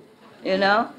Because after reading the 8 ways of purification, one of them is to eat once a day only at noon. You know, afternoon you won't eat again. Only one say I do, but maybe she didn't understand what she's up to. She didn't really get what I said, you know what I mean? She just came from the airplane and still... Still jet lag, yeah, and then anything master say, it's good, you know. If master says so, it must be good. So, okay. I guess she changed her mind, 1,000 times already. Yeah. I didn't say you should, I said according to that, wouldn't any of you want to, follow up? Nobody volunteered, nada, not even one hand came up. It's okay, please don't die, okay, until the next meal. It will still be there waiting for you after we finish. Or you want me to finish now and come back later? No. You sure about that? Yes. You're not cramped or anything? No. Oh dear, I am. I was hoping you say yes, master. Please come back later. Okay. On the strength of your blessing, I continue to sit here. All right. So you see, there are so many, even day spirits, night spirits, and space spirits, heaven spirits, food and drink spirits, grass and wood spirits, and other such spirits from the Saha, our world, and other worlds came and gathered together. Wow. So now you know why I tell you before you eat you should give thanks. Okay? Thank all who helped to manifest this food for you. In addition, all the great ghost kings, wow, from the Saha and other worlds came and gathered together. Imagine, even ghosts, they have it better than us. Huh? Many of you couldn't go to heaven where the master went. Huh? Some people can, but some cannot. But the ghosts, they all can come. What? They were the ghost king evil eyes. Oh God, even then has enough power to go up to this. This heaven is not very high, okay? Yeah, of course not above the 3 worlds. Okay. So many of them are allowed to enter, I guess just temporarily. Let me see, is that the 3rd heaven? Or this Trayastrimsa? I was thinking it was the 3rd heaven, but maybe not. So many names, I might forget. Let me think. Sorry, just 2nd level. Border in the 3rd level. Now one of the heavens in the 2nd level. Even the ghost king blood drinker, oh God, the ghost king essence and energy eater, the ghost king fetus and egg eater, God, the ghost king spreader of sickness, the ghost king collector of poisons, the ghost king kind-hearted, oh thank God for a change, the ghost king blessings and benefits. There are 2 kinds, positive and negative. Even in the ghost kingdom, there are 2 kinds of ghosts. The ghost king, great regard and respect, and others, etc., etc. Only the ghost king can come, huh? Maybe the subordinate ghost cannot come. Yes. I guess somebody has to govern these spirits and these ghosts, you know. So maybe the king of the ghosts doesn't mean he's one of them. Yeah, probably he's just assigned to govern these ghost kingdoms, to take care that they don't do wrong things, they don't drink, eat people in the wrong area. You know, maybe not to touch the virtuous people, yeah? Maybe like that. At that time, Shakyamuni Buddha said to the Dharma Prince, Bodhisattva Mahasattva Manjushri, oh here, Manjushri, yeah. Have any of you heard this story about Stoa Bodhisattva already? Yes or no? No. Mongolian? No. The Tibetan monks don't read this? Don't give you all this? No. Okay. They should have, you know. Should translate to other countries' language also, no? And Tibetan is a Buddhist country. Buddhist race, or probably they should know, but maybe they don't read it. They don't give it to the lay people. When you ask, you probably have. When you ask, you might have it. The Buddha said to Manjushri, as you regard these Buddhas, Bodhisattvas, gods, dragons, ghosts, and spirits from this land and other lands who are now gathered in the Trayastrimsa heaven, do you know their number? Manjushri is supposed to be very wise, yeah, and knowing a lot. So Manjushri said to the Buddha, World honored one, even if I were to measure and reckon with my spiritual powers for 1,000 aeons, I would not be able to know their number. Whew. So we give up. Huh?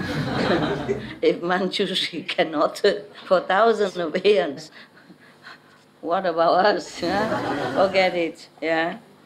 The Buddha told Manjushri, regarding them with my Buddha eye, I also cannot count them all. Oh, even the Buddha gave up.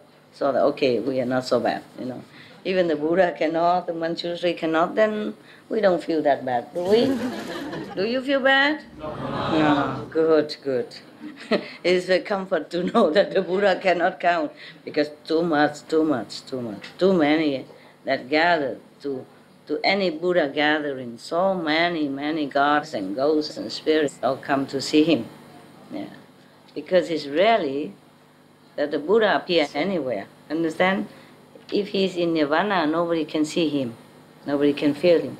But if he appears already on the physical planet, then he can connect himself to all the other higher planets, higher level of spiritual.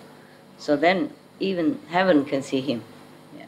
But if he's not manifested, then not everyone can see him, even heaven beings. Yeah. That's why they all gather so quick, so great number, even the Buddha could not count. Those beings have been taken across, meaning have been liberated. Yes.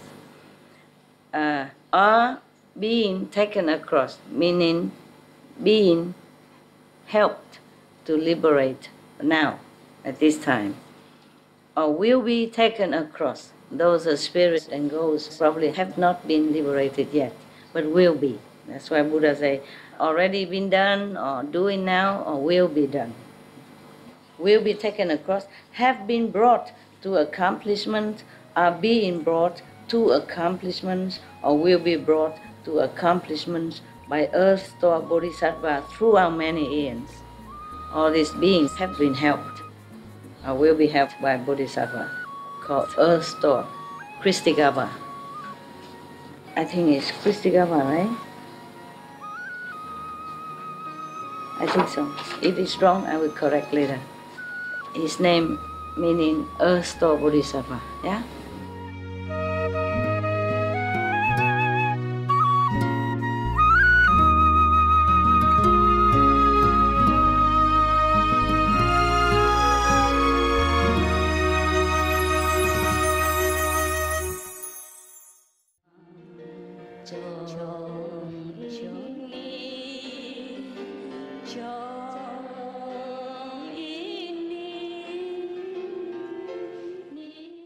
Manjushri said to the Buddha, "World honored one, throughout many eons I have cultivated good roots, and my wisdom has been certified as being unobstructed." That's why he's number one, wisdom. Yeah. When I hear what the Buddha says, I immediately accept it with faith. But sound hearers of small attainment, sound hearers, okay? You know what I mean? Guanyin people. Of small attainment means on a still lower scale of spiritual level. But sound hearers of small attainment and gods and dragons and the rest of the eightfold division and beings in the future who hear the thus come one's true and sincere words will certainly harbor doubts. Meaning the disciples of the Buddha, the sound hearers, the ones already been initiated in the sound and light method, but they're still too low level, they probably still doubt what the Buddha said. That how come the Kristigava Bodhisattva, meaning the earth store Bodhisattva, has been able and will be able to save so many countless beings that even the Buddha wisdom, the Buddha I cannot measure, cannot count. So some low-level being and other gods, some small diva and gods, they did not necessarily have enough wisdom to understand this. So God is not completely ignorance. Understand me? Yeah. That's why many stories I told you before, some gods don't even know if the Buddha to be at that time was sincere or not. He has to come down and test him with fire, with swords, and with all kinds of suffering. Even if they received the teaching, your teaching, meaning the Buddha's teaching respectfully, they will still be unable to avoid slandering it. It happens. It sounds familiar to me. My own wish is that the world honored one will proclaim for everyone what practices that earth store Bodhisattva did and what vows he made while on the level of planting causes that now enable him to succeed in doing such inconceivable deeds. The Buddha said to Manjushri, by way of analogy, suppose that each blade of grass, tree, forest, rice plant, hemp stalk, bamboo, reed, mountain, rock, and mote of dust in a 3,000 world system was a Ganges river. Supposed to be so many Ganges rivers.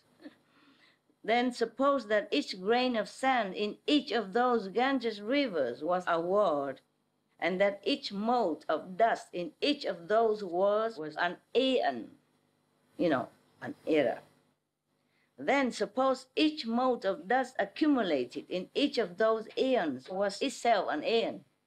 The time elapsed since a store bodhisattva was certified to the position of the 10th ground is 1,000 times longer than that in the above analogy. So, meaning? Infinite. Yeah. Infinite. Yeah. Yeah, some say infinite, some say infinite. I don't know who's wrong. The 10th ground. I guess one of the positions of the bodhisattva, high order, so that he be able to do this work. Not every bodhisattva can do this work.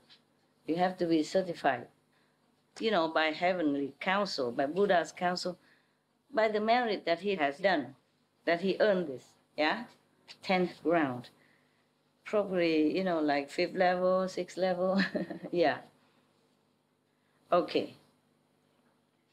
Probably they will explain what 10th ground is here. No, there's none. But sometimes the translation is not clear, We are 10th ground. 10th ground, there could be like the 10th merit or some 10th level, okay? All right, and then never mind. Just accept it as it's a very high level, powerful, yeah? Otherwise, he couldn't do what he has done, is doing, and will be doing. So, even longer was the time that he dwelt on the levels of sound hearer and pratyekya Buddha. Sound hearer. Even he, practiced as sound hearer, Funny method, listening to the sound. And he has also been pratyekya Buddha also, meaning the Buddha that doesn't teach, enlighten himself, but he doesn't teach, okay? So it's a long time, longer than that. So he has been sound hearer for infinite time already, and he has been a lone Buddha, for a long, infinite time already. Yes. Manjushri, the awesome spiritual strength and vows of this bodhisattva are inconceivable. If good man or woman in the future hear this bodhisattva's name, praise him, behold and bow to him, call his name, make offerings to him, or if they draw, carve, cast, sculpt, or make lacquer images of him, such people will be reborn in the heaven of the 33,100 times, and will never fall into the evil paths. Manjushri, indescribably many eons ago, during the time of a Buddha named Truyện, complete in the 10,000 practices, thus come one. That's the title of that Buddha a long time ago. Okay. Erstwhile Bodhisattva Mahasattva was the son of a great elder. Are you interested still, or are you sleeping, or you bored? It's good? Good story? Very good. Oh, aeons, infinite time. How can you okay, yeah? Not tired, your intellect or anything? Yeah. Okay.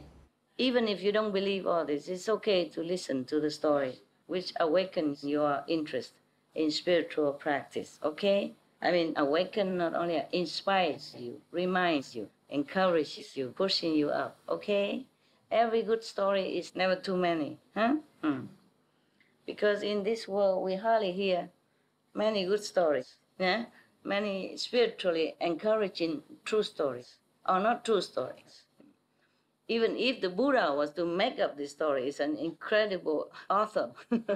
He should be bestseller of our time, of all time, right?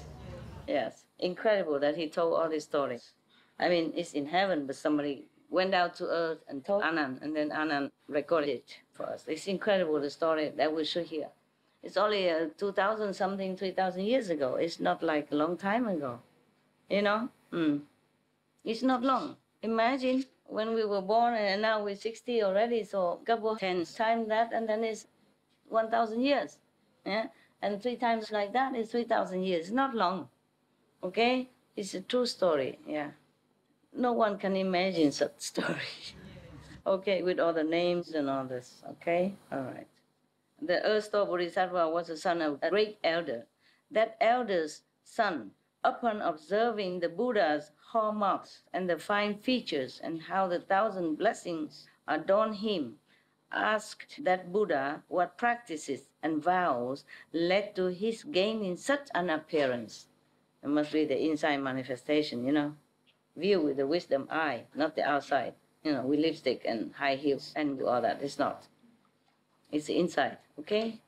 How come he has such a magnificent, majestic feature, that Buddha, at that time? So the lion sprint, complete in the 10,000 practices, thus come one. It's a very long title, yeah. And you complain that the Supreme Master Ching Hai is long title. This is longer. He said to the elder's son, if you wish to have a body like this, you must first spend a long time liberating beings who are undergoing suffering. This is an inside manifestation, not the outside. Yeah, many people see a Buddha just like a physical being, but many have open wisdom eyes or have merit enough, they see the Buddha in different appearance, beautiful, magnificent, majestic, and bright, all light shining in all directions.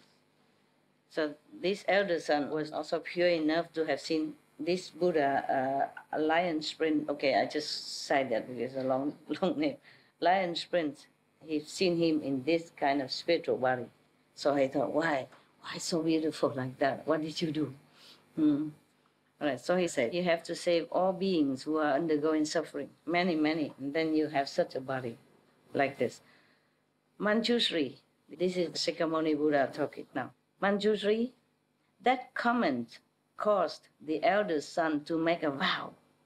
So he vowed, from now until the end of future time, which is no end, right?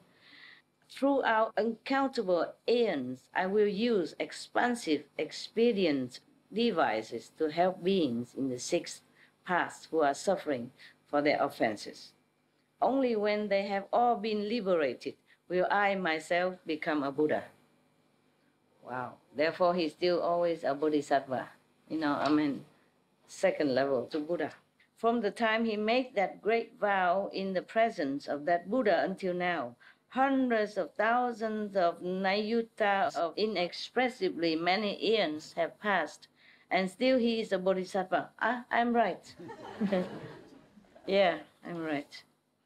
Another time inconceivable as Samkhya eons ago, means numerous, uncountable. There was a Buddha named Enlightenment, Flower, Samadhi, Self-Mastery, King, thus come one. It's also very long. Probably I have to collect some names to make myself seem more important, eh? Master Ching Hai is too short. Even Supreme Master Ching Hai is too short. Just one more. I have to collect some. I have to think of some names, some titles. Okay. That Buddha's lifespan was 400 million Asamkhya eons. So it's not short-lived like Shakyamuni Buddha. That was Anand's fault, because the Buddha intended to live longer because he has attained this much longer lifespan power. Understand? He attained something, then he can live many aeons, or at least many thousands of years more. But he asked Anand 3 times. He didn't say anything. And then after that, the Maya came and asked the Buddha, okay, nobody say anything. Seems like nobody wants you to stay here, so you go to Nirvana. So the Buddha said, okay, in 3 months. In 3 months I will. But it's not Anand's fortune, actually. It's just probably the collective karma of the earth at that time, that would make Anand so dumb and not speak like that. Yeah. But the Buddha's fault also. Why ask Anand? Yeah. Don't ask Manjushri or Mahakashyapa, These are more neutral monks, Anand has been too long next to the Buddha all the time. He relies on him all the time, like a son to a father.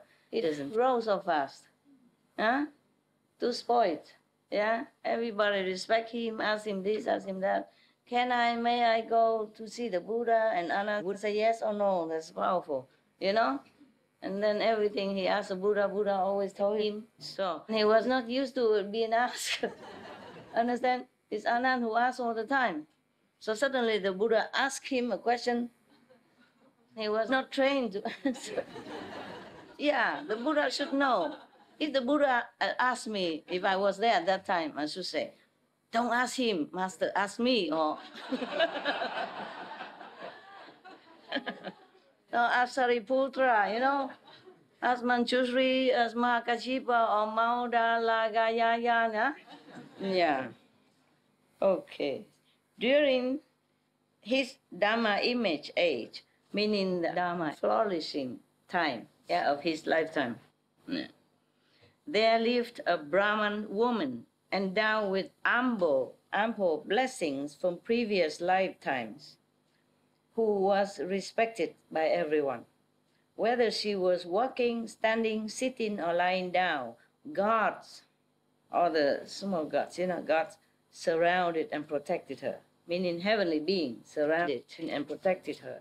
Her mother, however, embraced a deviant faith and often disrespected the triple jewels, meaning the Buddha, the Sangha, and the teaching. She, the mother, disrespected, looked down upon the Buddha, the Sangha, and the teaching. Okay. This is the Buddha continue talking. Her worthy daughter made use of many expedients in trying to convince her mother to hold right views. It sounds familiar to some of you, no? But her mother never totally believed. Before long, the mother's life ended, and her consciousness fell into the uninterrupted hell, meaning you never have a break from there. Never have a break. Means whatever punishment you take is continued day and night, every second of the life you have there. Never have a break. Some hell have a break. This hell isn't. You remember the story I told you? A joke? No. Okay, a person did many bad things and went down to hell.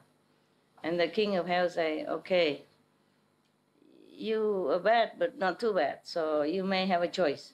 You can go around checking which hell you want to reside in. So he went everywhere. He saw somebody was cut in half there, somebody was hanged there, somebody burned in fire, somebody put in boiling oil. And he said, no, this is too terrible. I cannot bear it. I cannot do it. It's too much suffering. So he went to another hell and he saw that somebody was sitting on the septic tank pool, yeah, but drinking tea and eating cake. So I thought, oh, that's not bad. I can bear it. This thing is terrible, but it's okay. It's not so much suffering like the fire on the boiling oil or the sewing body into different spare parts. So I said, I go here. Said and done. The king said, okay, up to you. And then soon the hell gate was locked and the guy went into the septic tank pool and he was about to order some tea. And then the devil ward, the guardian devil of that place said, okay, tea break is over, everybody turn back upside down.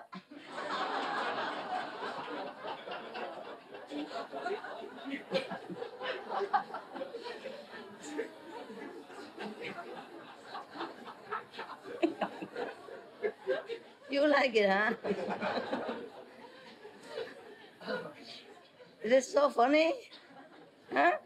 Is that funny? Wait until you get there. Then you won't laugh very much.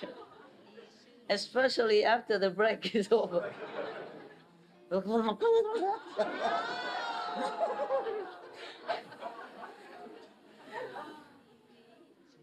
I'm telling you, laugh now, but be careful, all right? To laugh, but to remember, okay? Yeah, all right.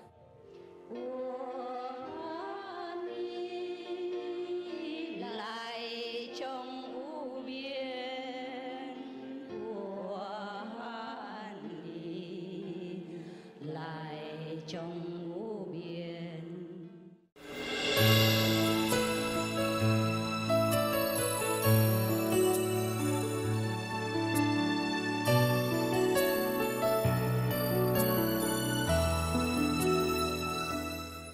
So this kind of uninterrupted hell, meaning never have a break like that.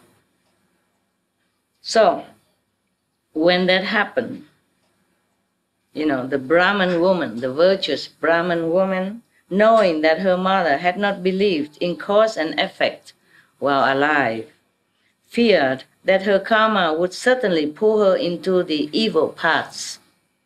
For that reason, she sold the family house and acquired many kinds of incense, flowers, and other gifts. With those, she performed a great offering in that Buddha's stupas and monasteries. She saw an especially fine image of the thirst come one enlightened flower Samadhi self-mastery king in one of the monasteries. Just an image, just a statue. Oh, just a especially fine image, so it might not be the statue. Let's read on. As the Brahman woman beheld the honored countenance, she became doubly respectful while thinking to herself, probably in a vision, image, vision. Buddhas, she thought to herself, Buddhas are called greatly enlightened ones who have gained all wisdom. If this Buddha were in the world, I could ask him where my mother went after she died. He would certainly know. Meaning, then the Buddha was already in nirvana. The Brahman woman then wept for a long, long time as she gazed lovingly upon the thirst come one.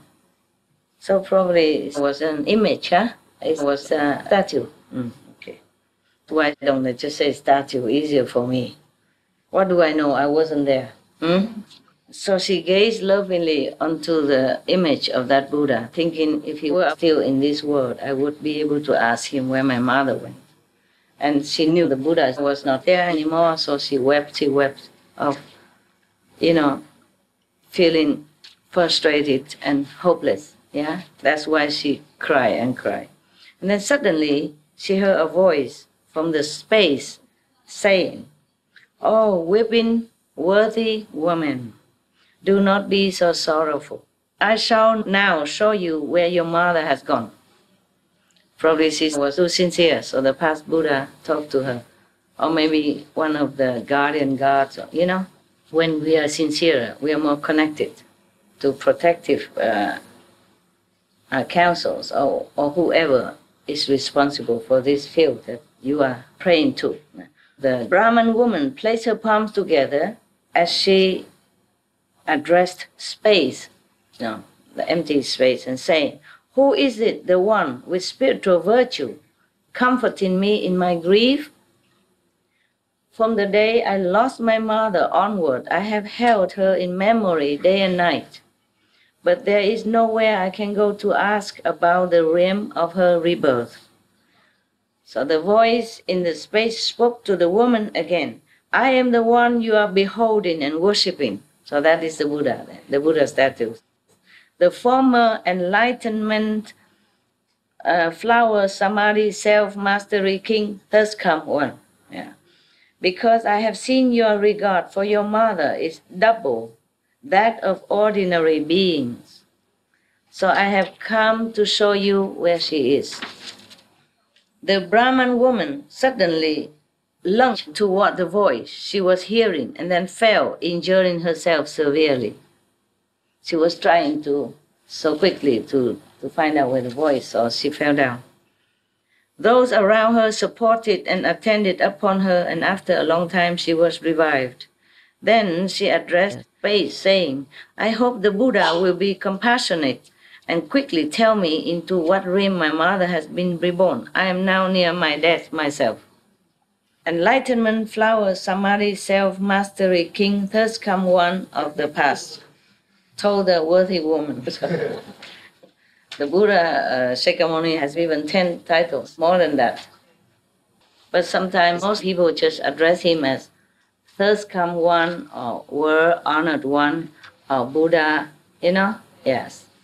Or Arahant, yes, even they address him also. One of his titles is Arahant.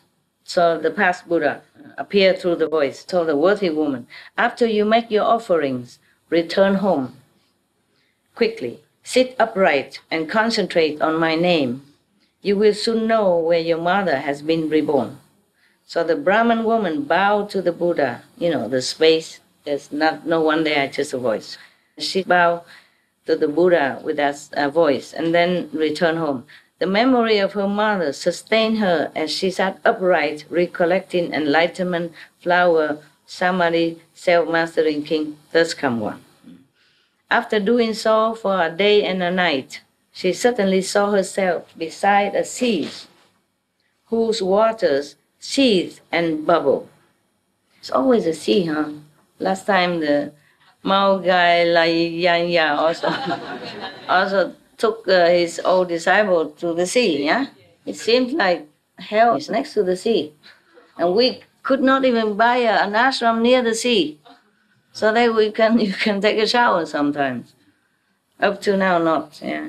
Because mostly the sea is overcrowded. Next to the beach, always crowded with people, apartments, and always. But for us, it's very difficult to find. Okay. She saw herself on the sea, the seethe and bubble. Many evil beasts with iron bodies flew swiftly back and forth above the sea. She saw hundreds of thousands of men and women bubbling up and down in the sea, being fought over, seized, and eaten by the evil beasts. She saw yakshas with different shapes, some of the ghosts or evil spirits here. Some had many hands, some many eyes, some many legs, some many heads. With their sharp fangs, they drove the offenders towards the evil beasts, pushing them there for them to eat. All the yakshas themselves seized the offenders and twisted their heads and feet together into shapes so horrible that no one would dare even look at them for long. During that time, the Brahman woman was naturally without fear due to the power of recollecting the Buddha's name. A ghost king named Poisonless bowed his head in greeting and said to the worthy woman, "Welcome, O Bodhisattva. What conditions bring you here?" The Brahman woman asked the ghost king, "What is this place?" Poisonless king replied, "We are on the western side of the great Iron Ring mountain, and this is the first of the seas that encircle it." The worthy woman said, "I have heard that the hells are within the Iron Ring. Is that actually so?" Poisonless king answered, "Yes, the hells are here." The worthy woman asked, "How have I now come to the hells? Why am I here?" So the Poisonless means the king of one of these hells, answered. So he's kind, he called her Bodhisattva. And why did she come here? No, it was very kind. So the king of some of the ghosts and all that, as I told you before, must not mean that they are bad, They just have to govern that part of the universe. So that makes sure that the ghosts and the devils don't harm just any beings, just the bad ones, but not touch the good ones. They have to have law and order as well, So, the woman asked, "How come I'm here in hells?" So the Poisonless answered, "If it was an awesome spiritual strength that brought you here, then it was the power of bad karma. Those are the only two ways anyone can come here." The worthy woman asked, "Why is this water seething and bubbling, and why are there so many offenders and evil beasts?" Poisonless replied, "These are beings of Jambu Vipa who did evil deeds." Almost like samsara, means from the earth, come down, They did evil deeds. They have just died and passed through 49 days without any surviving relatives doing any meritorious deeds on their behalf to rescue them from their distress. For 49 days and nights, if you have relatives died, you should meditate, pray for them, reciting good sutra or master teaching, or put a tape on for them. Don't cry.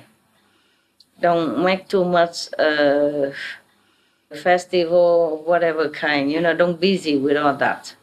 Have to make offerings to the Buddhas or recite the sutra for them and pray for them. Understand? Yes. Because in 49 days, that's the time. If they're good people or people with the master, then they go to heaven immediately already. But the 49 day period is allowed. So anyone who dies who hasn't done good deeds or done bad deeds, then this is a time of judgment. If you help them, the living beings, help them, pray for them, or recite in sutra, Buddha's sutra, do any good things and tell them good stuff, yeah? From the living master as well, then it's better for them, okay? Then their sin will be minimized, yeah? And they might be liberated accordingly. But don't sit there and cry and, cling to the body. That's useless for them, helpless, even harmful. Especially if you kill animals to feed or offering to them, or, then it's worse. You make their sin worse, their karma worse. So even if they were about to be liberated from suffering, they would stay there longer. Or they would have more suffering because you kill animals to make offering to them. Understand? Yes. Every time you do that, their karma gets worse. They get more punishment in hell. And even if somebody is in heaven, and if you kill animals as offering to them on their behalf, their heaven status is lower. And then maybe it keep lower until maybe they cannot stay in heaven anymore. Then they have to be reborn again and go somewhere accordingly. So besides that, during their lives, they themselves didn't plant any good causes. Now their own karma calls forth these hells. They attract the hells to them. Okay. They didn't fall to hell. They attracted the hell to come to them even. They call forth these hells. Their first task is to cross this sea.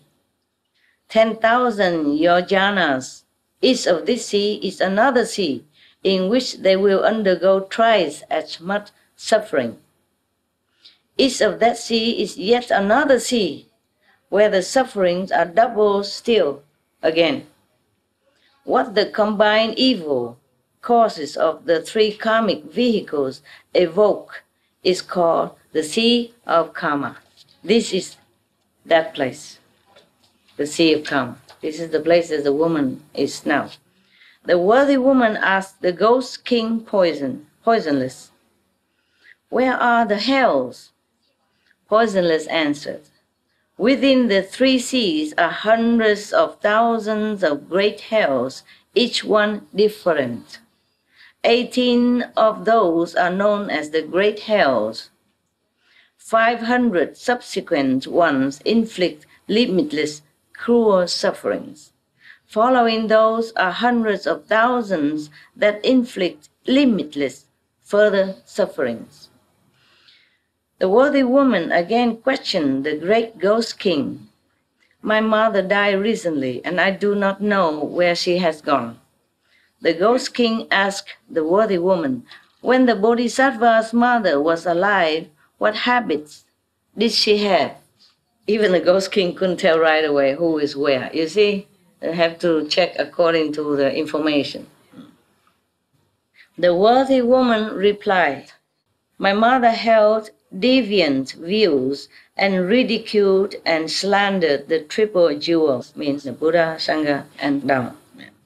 "Even if she occasionally believed, she would soon become disrespectful again. She died recently, and I still do not know where she was reborn." Poisonless asked, "What was the Bodhisattva's mother's name and clan?" Still have ID, huh? In hell, we need ID to find somebody. It's too much, too countless beings. I guess even the king doesn't have the book, of the names. So the worthy woman replied, "My parents were both Brahmins. My father's name was Shila Sudarsana. My mother's name was Yue Ji Li." Sounds like Chinese to me. Yeah. Poisonless placed his palms together and implored the worthy woman, "Please, worthy one." He's so respectful, huh? He knew she was good, huh? He even called a bodhisattva. So, and he put his palm together and said, "Worthy one, please return home. There is no need for you to read further. The offender Yue Di Li was born in the heavens 3 days ago. It is said that she received the benefit of offerings made and blessings cultivated by her filial child who practiced giving to enlightenment flower samadhi self-mastery king thus come one. At his stupas and monasteries. The Buddha passed away long ago already, but she made offering only to the statues and the monastery, probably, to the monks who believe in him. Yes. Not only was the Bodhisattva's mother released from the hells, all the other offenders who were destined for the uninterrupted hell received bliss and were reborn together with her in heaven. Having finished speaking, the ghost king put his palms together and withdrew. God. The Brahman woman returned swiftly as if from a dream, understood what had happened, and then made a profound and far-reaching vow before the stupas and images of enlightenment, flower, samadhi, self-mastery king, thus come one, saying, I vow that until the end of future eons, I will respond to beings suffering for their offenses by using many expedient devices to bring about their liberation. The Buddha told Manjushri, the ghost king poisonless is the present bodhisattva foremost wealth in his assembly. The Brahman woman is now earth store bodhisattva. Even the ghost king can become bodhisattva. Foremost wealth. The Brahman woman is now earth store bodhisattva. These are all translated names from Sanskrit. The meaning is like that. So they just translated the meaning. What's a good story, huh? Thanks for listening.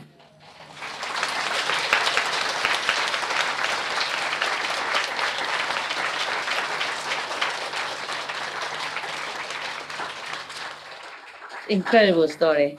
I like very much. My first bodhisattva was Kuan Yin Bodhisattva, from my childhood then. And my second one, when I was in the West, in Germany, was Earth Store Bodhisattva.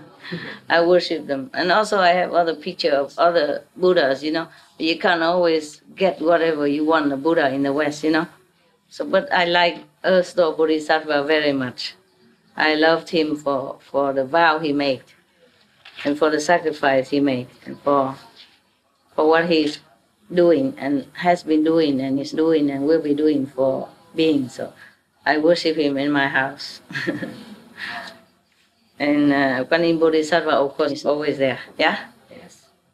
And then I cannot get Sakyamuni Buddha, so I just worship Earth Store Bodhisattva. Yeah. And then I have also images of other Buddhas, behind, like a picture, And my husband was good. He bring flowers to them. My ex-husband, he liked Buddhism, but he didn't know much. He just liked. It seemed more peaceful to him, non-violence, no competitiveness. That's taught in Buddhism, and he liked it. Okay, I let you go eating, and if something good will come back, huh? I will continue if you want to, later. Later. Huh?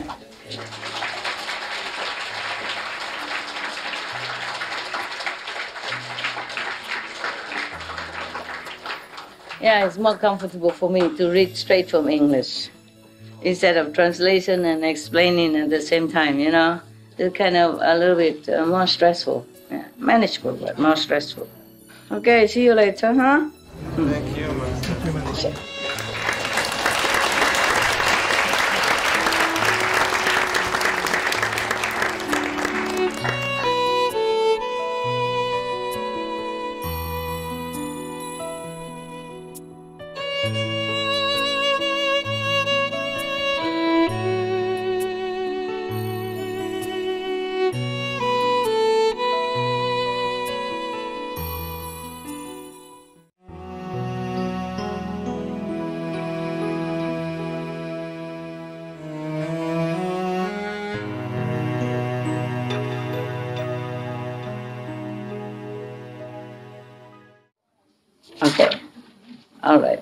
It's a very touching story, huh? How just a woman, because of love for her mother, has made her become such a great bodhisattva and having a great vow like that. Okay, the division bodies gather. Wow. Division bodies, meaning the manifestation bodies of enlightened persons. Yeah? One enlightened person has only one physical body, but many transcendental bodies. So they can do many things, help many beings, different levels of heavens and earth and hell. Okay, here is about the division bodies of the Bodhisattva Kristigaba. Yeah. Earth store Bodhisattva. At that time, the division bodies of Earth store Bodhisattva began gathering in the palace of Trayastrimsa heaven from billions of inexpressible, unutterable, immeasurable, ineffable, limitless asamkhyas of worlds. Meaning he's not in one world, but his body manifested in all different, countless, limitless worlds. They came from wherever hells were found. Wow. He is specialized in rescuing people in hell. Due to the spiritual powers of the third come one, each came from his own direction and was joined by millions of nayutas of those who had obtained liberation from the forces of bad karma. All came holding incense and flowers as offering to the Buddha. Those groups that came were irreversible from Anuttara Samyak Sambodhi, meaning the highest Bodhi, yeah. Because they had been taught and transformed by Earth-store Bodhisattva. For long aeons they had wandered in birth and death, undergoing suffering within the 6 paths without even temporary respite. Now they had reached levels of sagehood due to the great compassion and deep vows of Earth-store Bodhisattva. What a great Bodhisattva, huh? They felt joyful as they arrived at the Trayastrimsa heaven and gazed at the third come one, meaning the Buddha. At that time it was Shakyamuni Buddha. Their eyes not leaving him for a moment. It means they were non-stop gazing at him. I guess it feels familiar to me, like somebody I know. At that time, the world-honored one stretched forth his golden-colored arm and rubbed the crowns of all the division bodies of Earth-store Bodhisattva Mahasattva. They gathered from billions of inexpressible, inconceivable, immeasurable, ineffable, limitless asamkhyas of worlds. Asamkhyas is very immeasurable, uncountable, innumerable already. So not to talk about many of that. Don't ask me to do that, okay? No rubbing the crown, nothing. This is heaven's story, okay? The Buddha was in heaven. It's not his physical body can do that. Even the physical body, even the Buddha as he was, he could not rub the head of countless asamkhyas and, you know what I mean, a limitless number of beings. Okay? The Buddha said, I teach and transform obstinate beings such as these within the evil worlds of the 5 turbidities, meaning 5 obstacles, trouble, whatever, yeah? No good anyway. Whatever it is, no good. Causing their minds to be regulated and subdued so they renounce the deviant and return to the proper. But 1 or 2 of 10 still cling to the bad habits. For them, I again divide into billions of bodies. He himself, Buddha, manifested many bodies, yeah. Just for 2 of 10 still clung to the bad habits, yeah, 2 of 10, but that's from billions and it's become a lot, yeah? A lot of beings who are still very stubborn. For them, I again divide into billions of bodies and use numerous additional expedient devices. Those with keen roots will listen and immediately believe. Those with good rewards will respond to exhortation and strive to succeed. Those who are dark and dull will return only after being taught for a long, long, long time. Sounds familiar to me also. Those whose bad karma is heavy fail to show any respect. My division bodies take a cross and liberate all those different kinds of beings. Taking a cross meaning across the river and ocean of suffering. Understand? I may appear in a male body. I may appear in a female body. I may appear in the body of a god or dragon. I may appear in the body of a spirit or ghost. I may appear as a mountain, as a forest, as a stream, as a spring, as a river, as a lake, as a fountain, or as a well in order to benefit people. So walk everywhere with respect. Maybe you encounter a Buddha anytime. I use all these ways to save beings. I may appear in the body of God Chakra. I may appear in the body of Lord Brahma, even as a well, river, mountain. I may appear in the body of a national leader. I may appear in the body of a wheel-turning king. I may appear in the body of a lay person. I may appear in the body of a prime minister. I may appear in the body of an official. I may appear in the body of a bhikshu, or bhikshuni, meaning nun, hai monk, hai nun, and upasaka, meaning lay person, and upasika, and layman, laywoman, and so forth, to my appearing in the body of a Sauhira, an Arhat, a Patekya Buddha, or a Bodhisattva, in order to teach and rescue beings. It is not that I only appear to them in the body of a Buddha. Reflect on how I have toiled for repeated eons and endure acute suffering to take a cross and free stubborn beings who resist being taught and continue to suffer for their offenses. Those not yet subdued undergo retributions according to their karma. If they fall into the evil destinies and are enduring tremendous suffering, then you should remember the gravity of these entrustments I am now giving you here in the palace of the Trayastrimsa heaven. Find ways to liberate all beings in the Saha world, in our world, from now until the time when Maitreya Buddha comes into the world.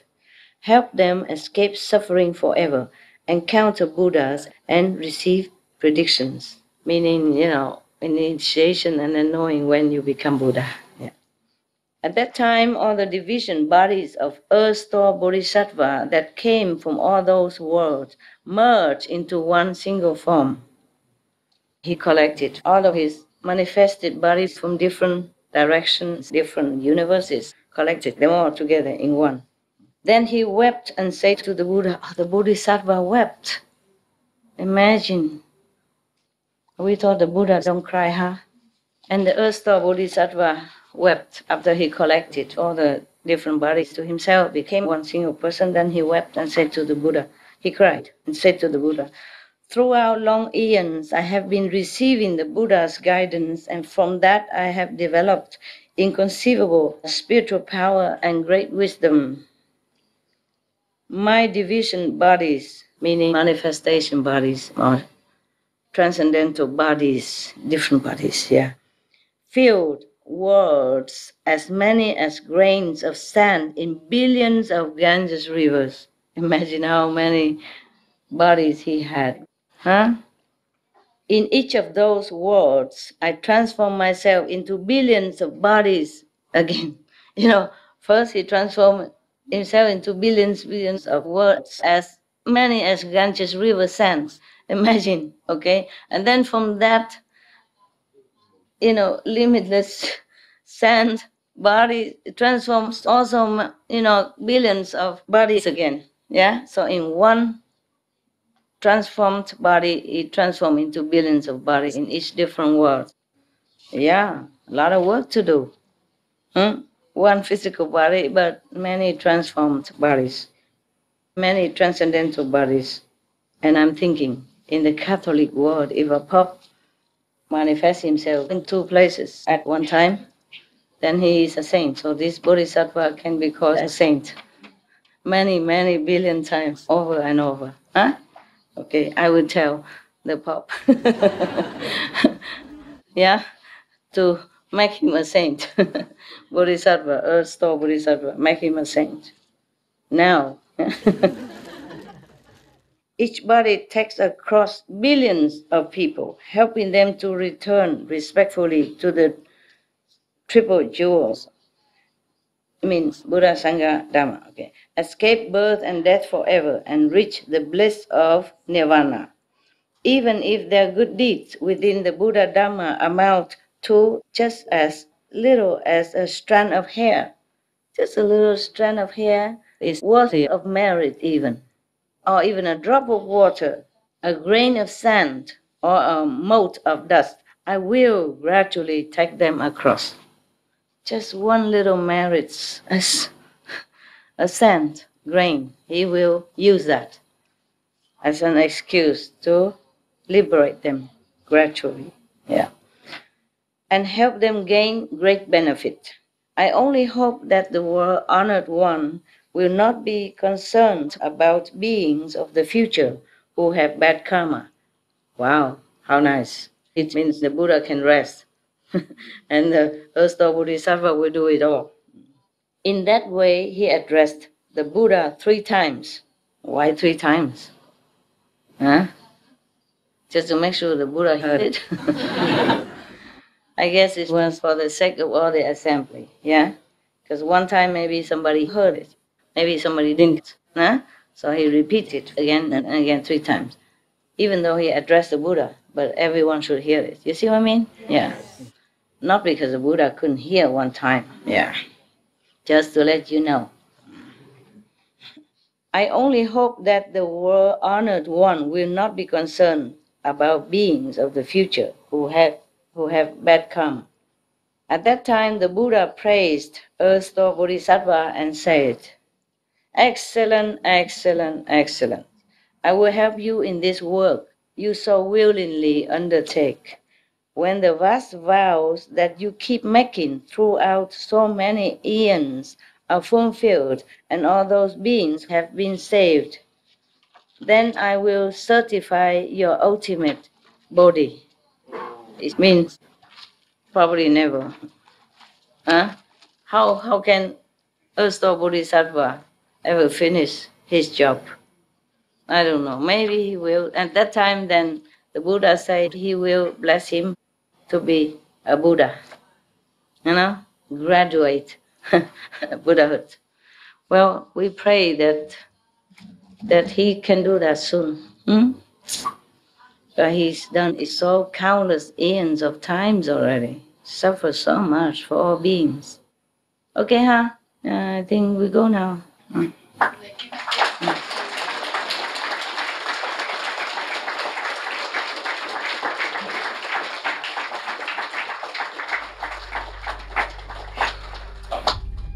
We should really thank the past masters, monks and nuns and scholars who have taken time to record the Buddha's teaching after the master's nirvana, and also for the past and present persons, lay or monks or nuns who have really dedicated themselves, sacrificed their time and precious health or under any difficult situation to translate this so that I can read it to you. And we have to thank them. And may they be blessed forever by all the Buddhas, past, present, and future. May their merit be immense. May they be liberated forever. Thank you. It's good to know there are such bodhisattva around. So people who don't practice Kuan method or anything can pray to him. Even just praying sincerely one time, that's merit enough to make an excuse for the Earth-Store Bodhisattva to save you, to save, whoever. Yeah. Thank God, huh? Yeah. Okay, see you later. You have a good appetite, okay? Thank you, Master.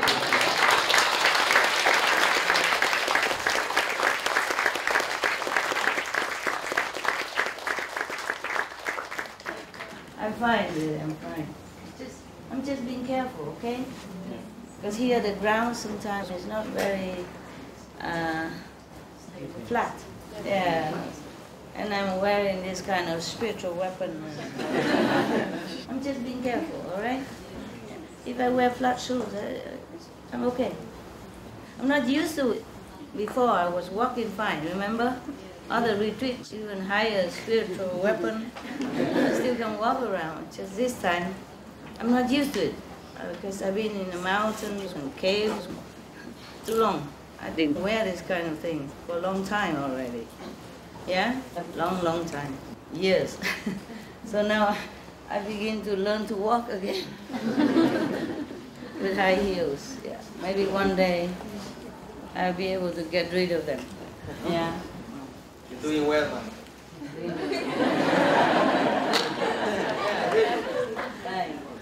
Elegant. Oh, very elegant.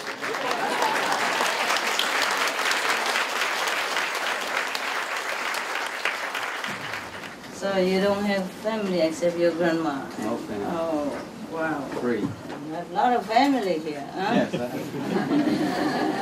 Big family. Hello.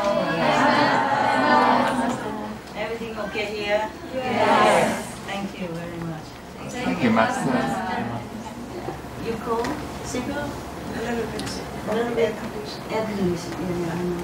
Thanks for watching. Cute. Thanks to all of you, okay? See you later, perhaps, yeah? Yes, yes. Thank you. See you soon. See you. Okay? You hear everything, right? Yeah. Very clear, right? Yes. Really? Everybody? Yes. Even next to the TV can hear, but outside TV can hear too? Yes. Okay, maybe see you later. Thank you, Master. Thank you. Everybody hear everything? Yes. Understood everything? Yes. Good. Very good. Does it help you?